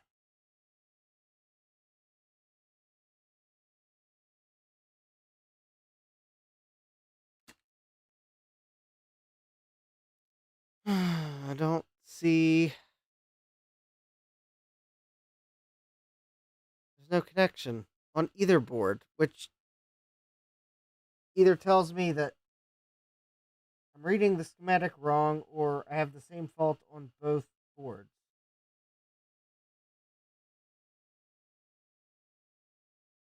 But no, address line 5 can't be bad on the RBV on... Oh, this is the recapped board. I guess that could be bad.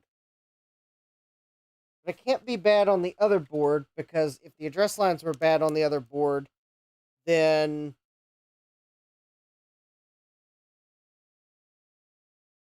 we wouldn't have had a video image, even if it had a jail bar. That's I think a data line problem.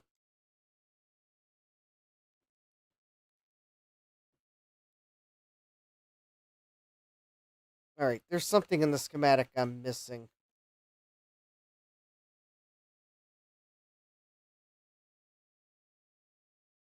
Oh, yeah, there is something in the schematic I'm missing. That was the data lines. Hold please while I actually look for the address lines. This is how bad the schematics are. Yeah, RD0 to 31. Those are data lines. Where's the address lines?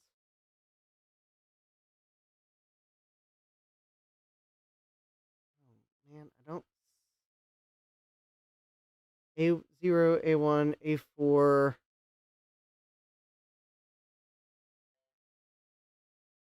Oh, thank you, hardware hacker. $10 because workbenches don't grow on trees, or do they? Thank you, Eep.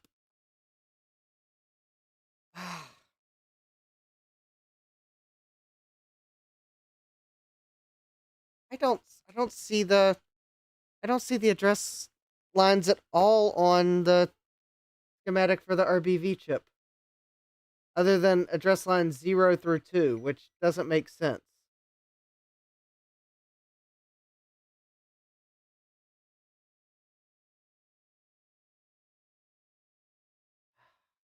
Come on. Those are data lines. Where are the address lines?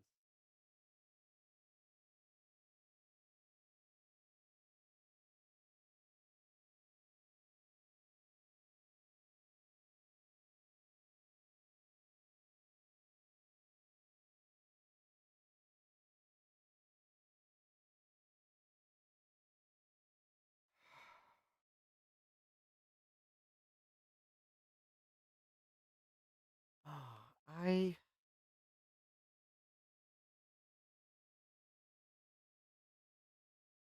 That doesn't make a bit of sense. How can you have an...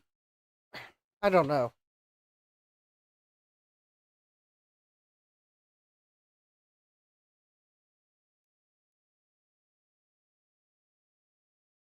I don't know. I do not see...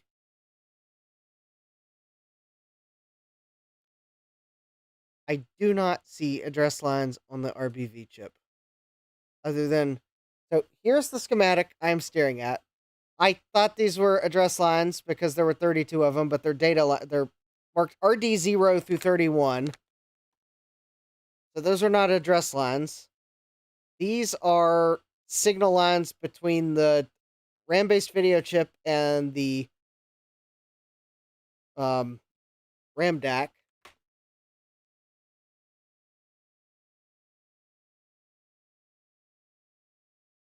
And there were like 3 address lines going to the chip. A0, A1, and A4.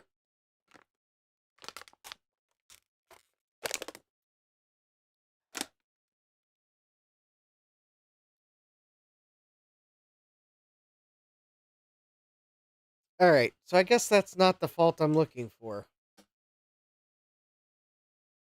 I'm getting tired.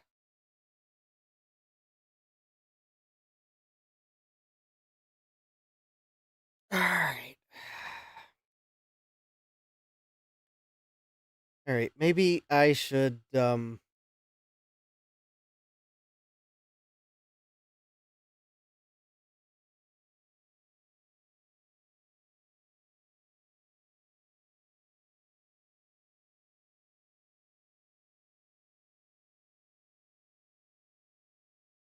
okay.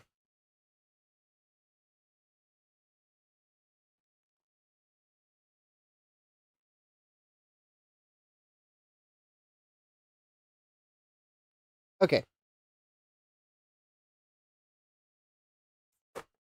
I'm going to try to go through the address lines on the ROMs to the processor. We'll start there.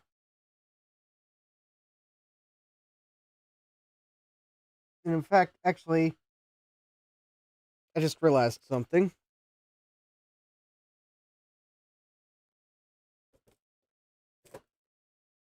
I don't know why I didn't notice this before.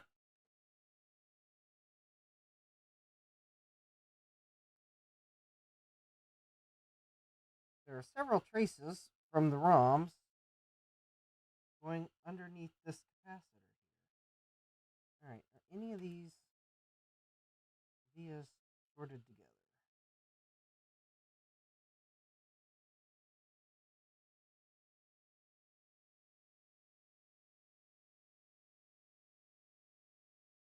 I don't think they are. All right.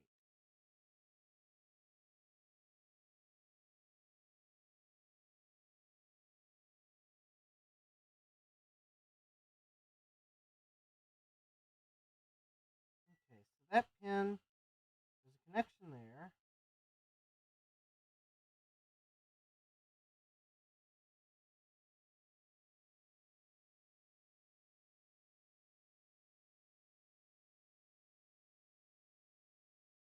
Okay, we got a connection there.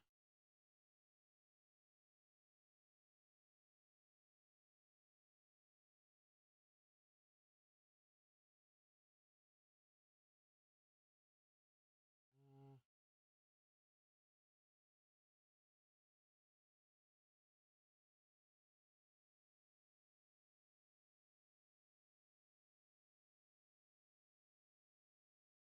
What's pin 3 of the ROM? Pin 3 of the ROM is... Oh, address line 3. So pin 2 is address line 2. Let's go through this systematically because I think I might have found something here. And address line 2 should be pin 59 on the processor, which is going to put it about somewhere about here.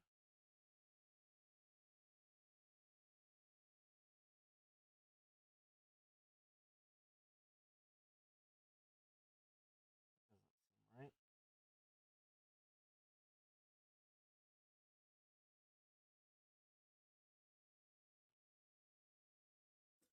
Oh, I think I can count from my OBS view. 1, 2, 3, 4, 5, 6, 7, 8, 9. That should be... Oh, I just lost my count. I think that one right there.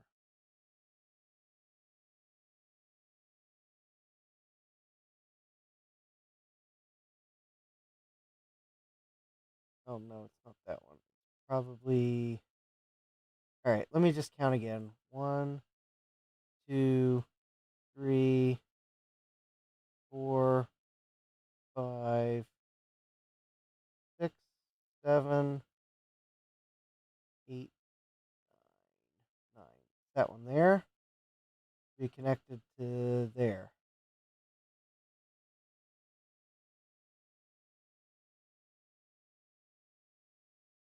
Pin 2.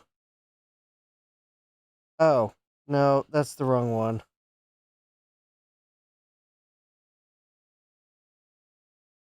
Address line 2 from the ROM chip is pin 4.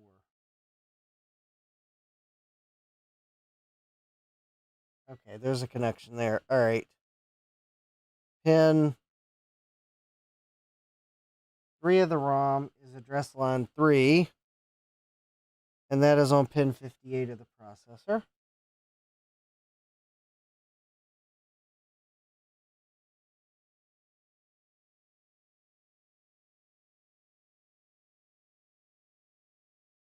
Okay.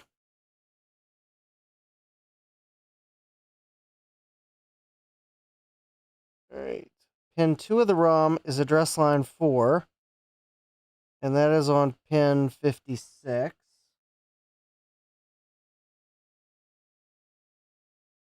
think is right there.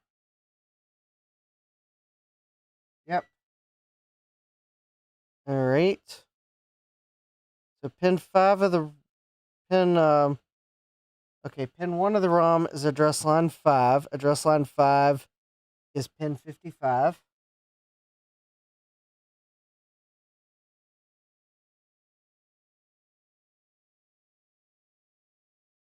Okay, we got a connection there.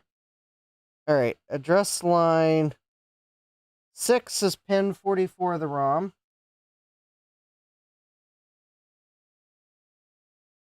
And address line 6 on the processor is pin 54.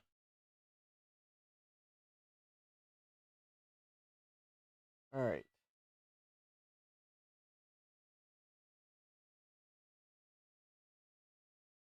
So address line 7 is pin 43 of the ROM.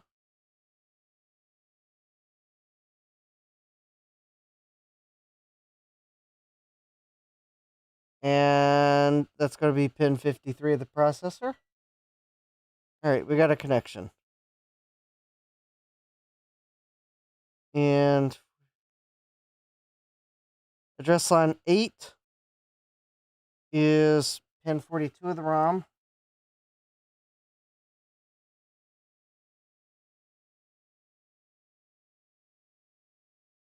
And that should be pin 52 of the processor, which I am on.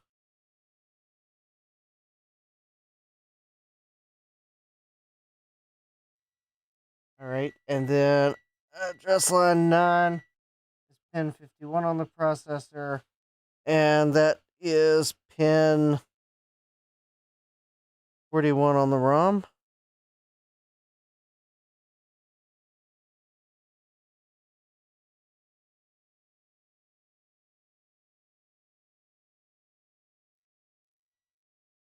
All right. Hi, Mikey in 6IL. Welcome. All right.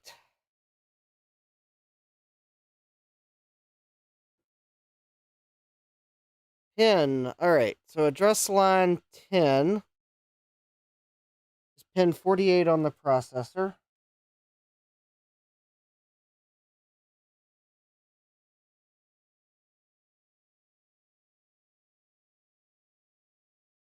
And that is pin 38 of the ROM. You know, this would be a lot easier if these were contiguous pins.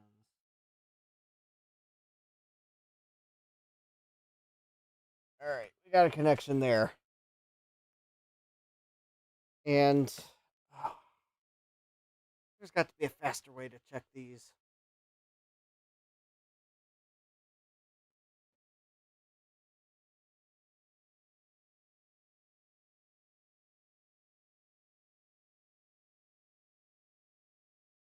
Let's see if I can figure out what pins are going to be running underneath the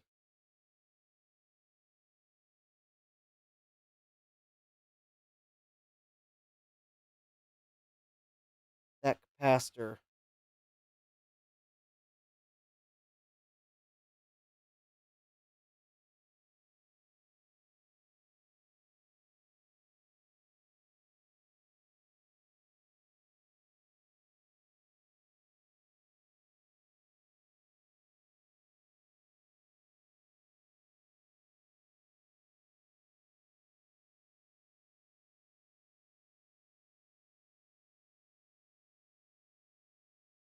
Pin 5.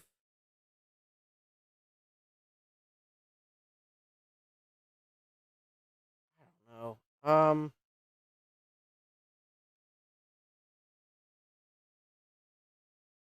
actually, a bunch of those pins that are running underneath that capacitor are not even related to the ROM chips. I don't think. There's got to be a better way to. I know it's probably a oscilloscope,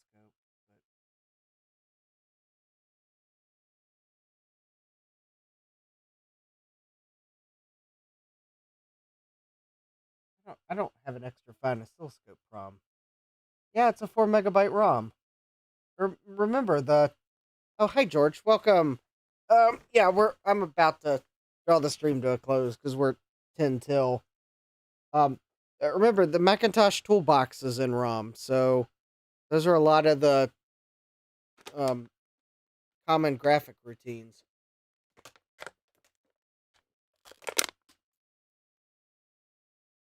Which is why the Macintosh ROMs are so large compared to PC ROMs. Because of the toolbox.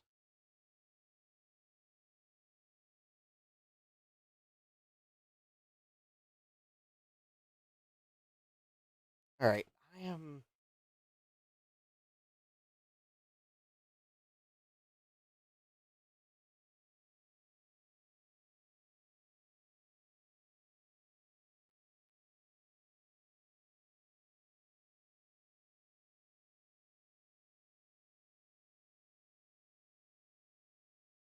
Alright, I'm taking another tack. Because it is getting late, and I would like to find an idea of what to look at, because I don't really want to buy another USI logic board, because that would be the definition of insanity, is buying another one and expecting a different outcome. So these are the transceiver chips for the memory, and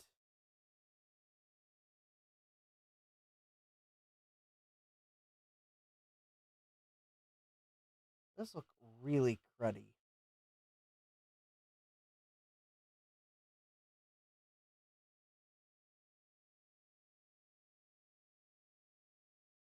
In fact, I'm kind of wondering if on this board, maybe I need to remove these chips and inspect underneath. I actually didn't realize how bad those look. Those look like really bad. Wondering if I'm wondering if maybe that's not the problem. It's getting too late for me to try to do this tonight.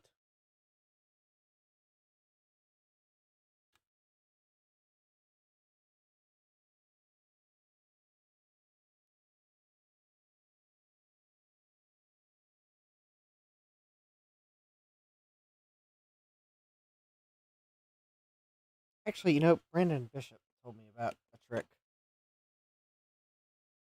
I guess I can give it a try.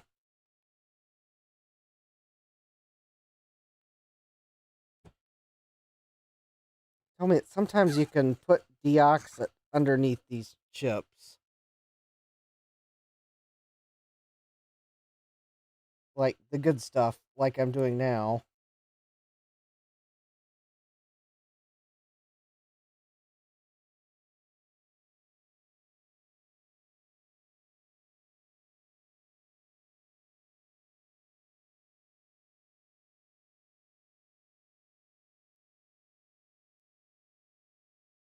And that can bust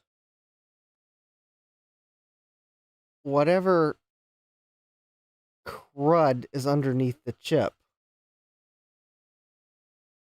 Now, granted, if there's a broken trace under there, this won't do anything for it. But he did say that if there was if it was just general crud underneath causing connection issues because of the crud, I guess, could be capacitive, that this could could help it to work.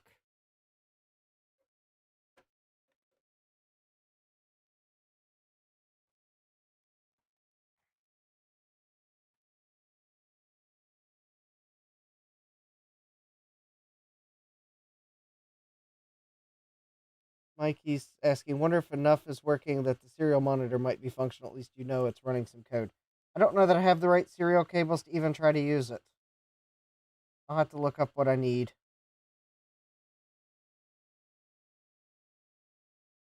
Because I don't think I'm even getting a chime. I'm not getting a SADMAC. So I don't know. I don't know if I've got enough of the board running to do it or not.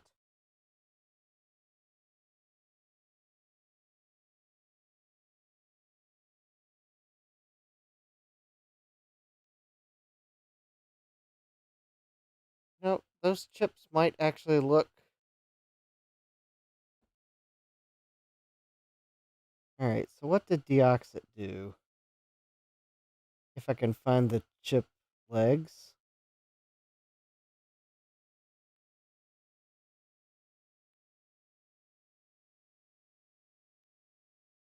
Well, it busted the crud that was right underneath the chip, it looks like.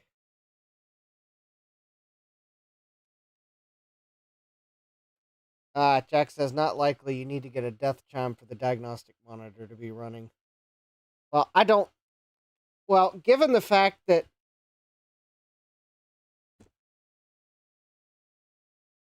I don't remember if I was getting a chime or not, but remember, the problem is, speaker is not exactly in a spot where you can bench test it.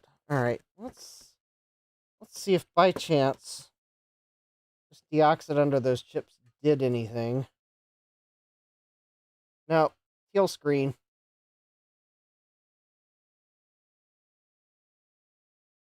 Gray screen.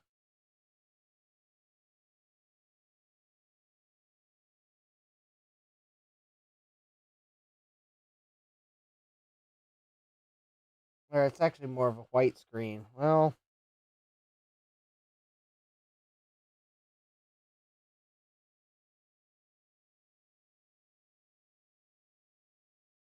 alright, so yes, I know that would require my oscilloscope. My oscilloscope is big, and I really want to...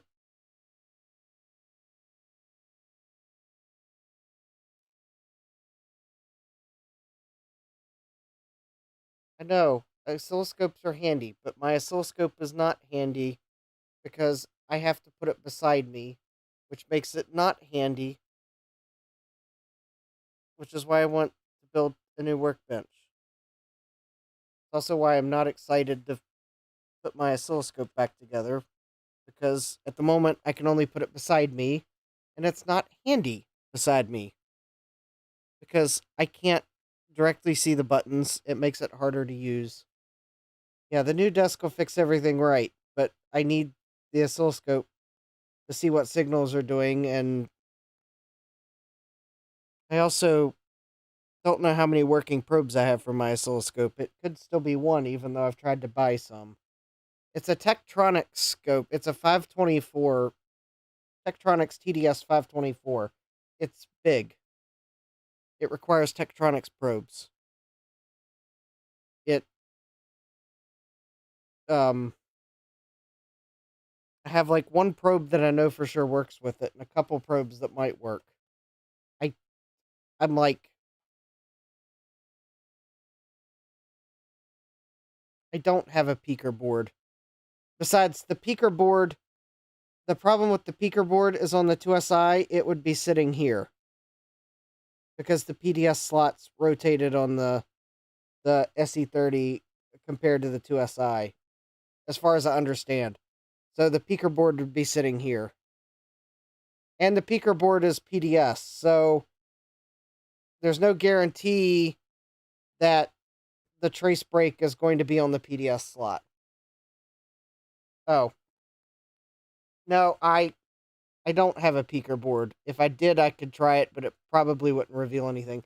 Anyways, I think it's about time to draw the stream to an end. I'm to the point where I think I need to desolder some buffer chips and see if there's broken traces underneath them, because I'm wondering if it's a RAM connection issue, but I don't know. Mikey says, newer than mine, a classic Tech 465, but it's the same size. Yeah, you could, that's why I can't put it in front of me. It's so big that it would consume my entire workbench space in front of me. So anyways, I'm going to draw the stream to a close. I'm stumped for tonight. I guess Thursday night we're going to be looking at the IIsi some more, because I told Gutbomb I would look at it and try to get my IIsi working. I can't put it on the floor. I cannot put it on the floor. Then I cannot reach the buttons at all, and I have to be able to use auto set because I'm not an electrical engineer. I need my auto set button. So, anyways, yeah. So we got some potential regrets that seem to work. Then we pulled the IIsi out, and I'm still stumped. The board that I had previously working but is missing capacitors now doesn't seem to want to power up, so not sure what that's about. I don't know if like something happened to the board, or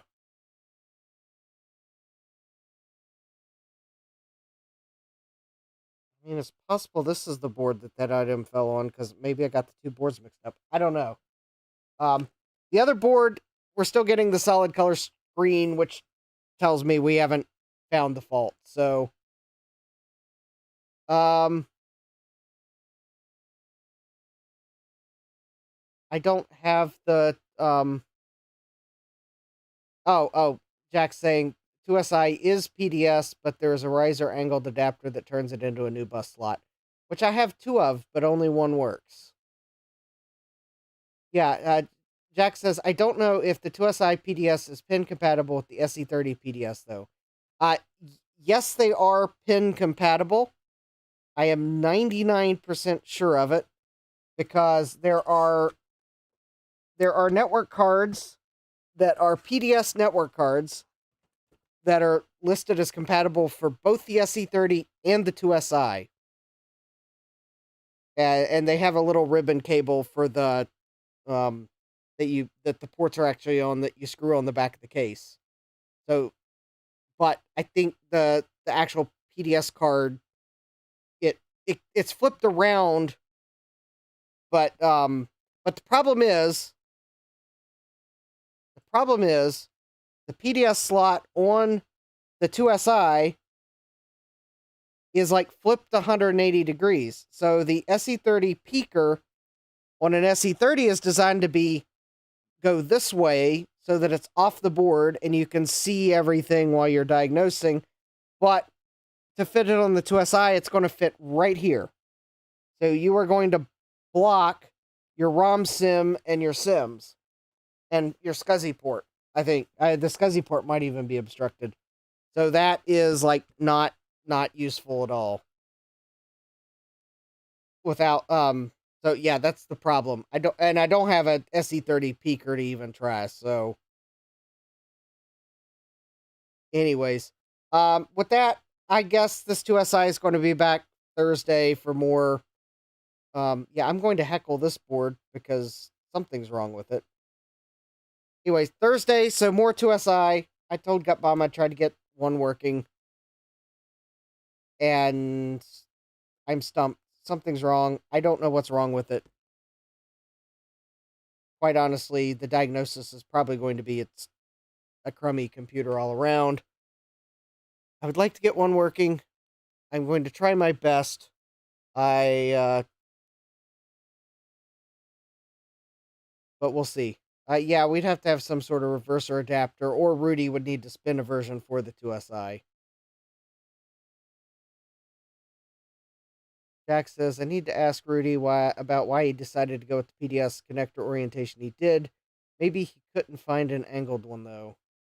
Or the angled ones could be expensive. But anyways, All right, so that is where I'm going to draw the stream to a close. So don't forget to... Oh, hold on. Someone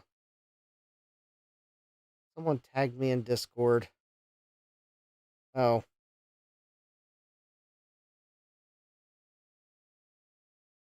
Oh. Oh, okay. I see why. Okay. Eric needs a proofread of something. All right. So anyways, don't forget to smash that like button. Subscribe and turn on notifications so you know when I go live next. Thursday, we will continue looking at the IIsigh. And with that, I hope you all have a great rest of your day. So, hope to see you all here next time. Take care, and God bless. Computerized Start is brought to you by my awesome patrons on Patreon, and by your tips and memberships on Ko-fi. These and other channel supporters make my live streams possible. You too can become a channel supporter with tiers starting at just $1. Don't forget to smash that like button. And if you've liked what you've seen, subscribe and turn on notifications so that you don't miss the next video or live stream. And as always, thank you for all your support. I hope to see you next time. And until then, take care.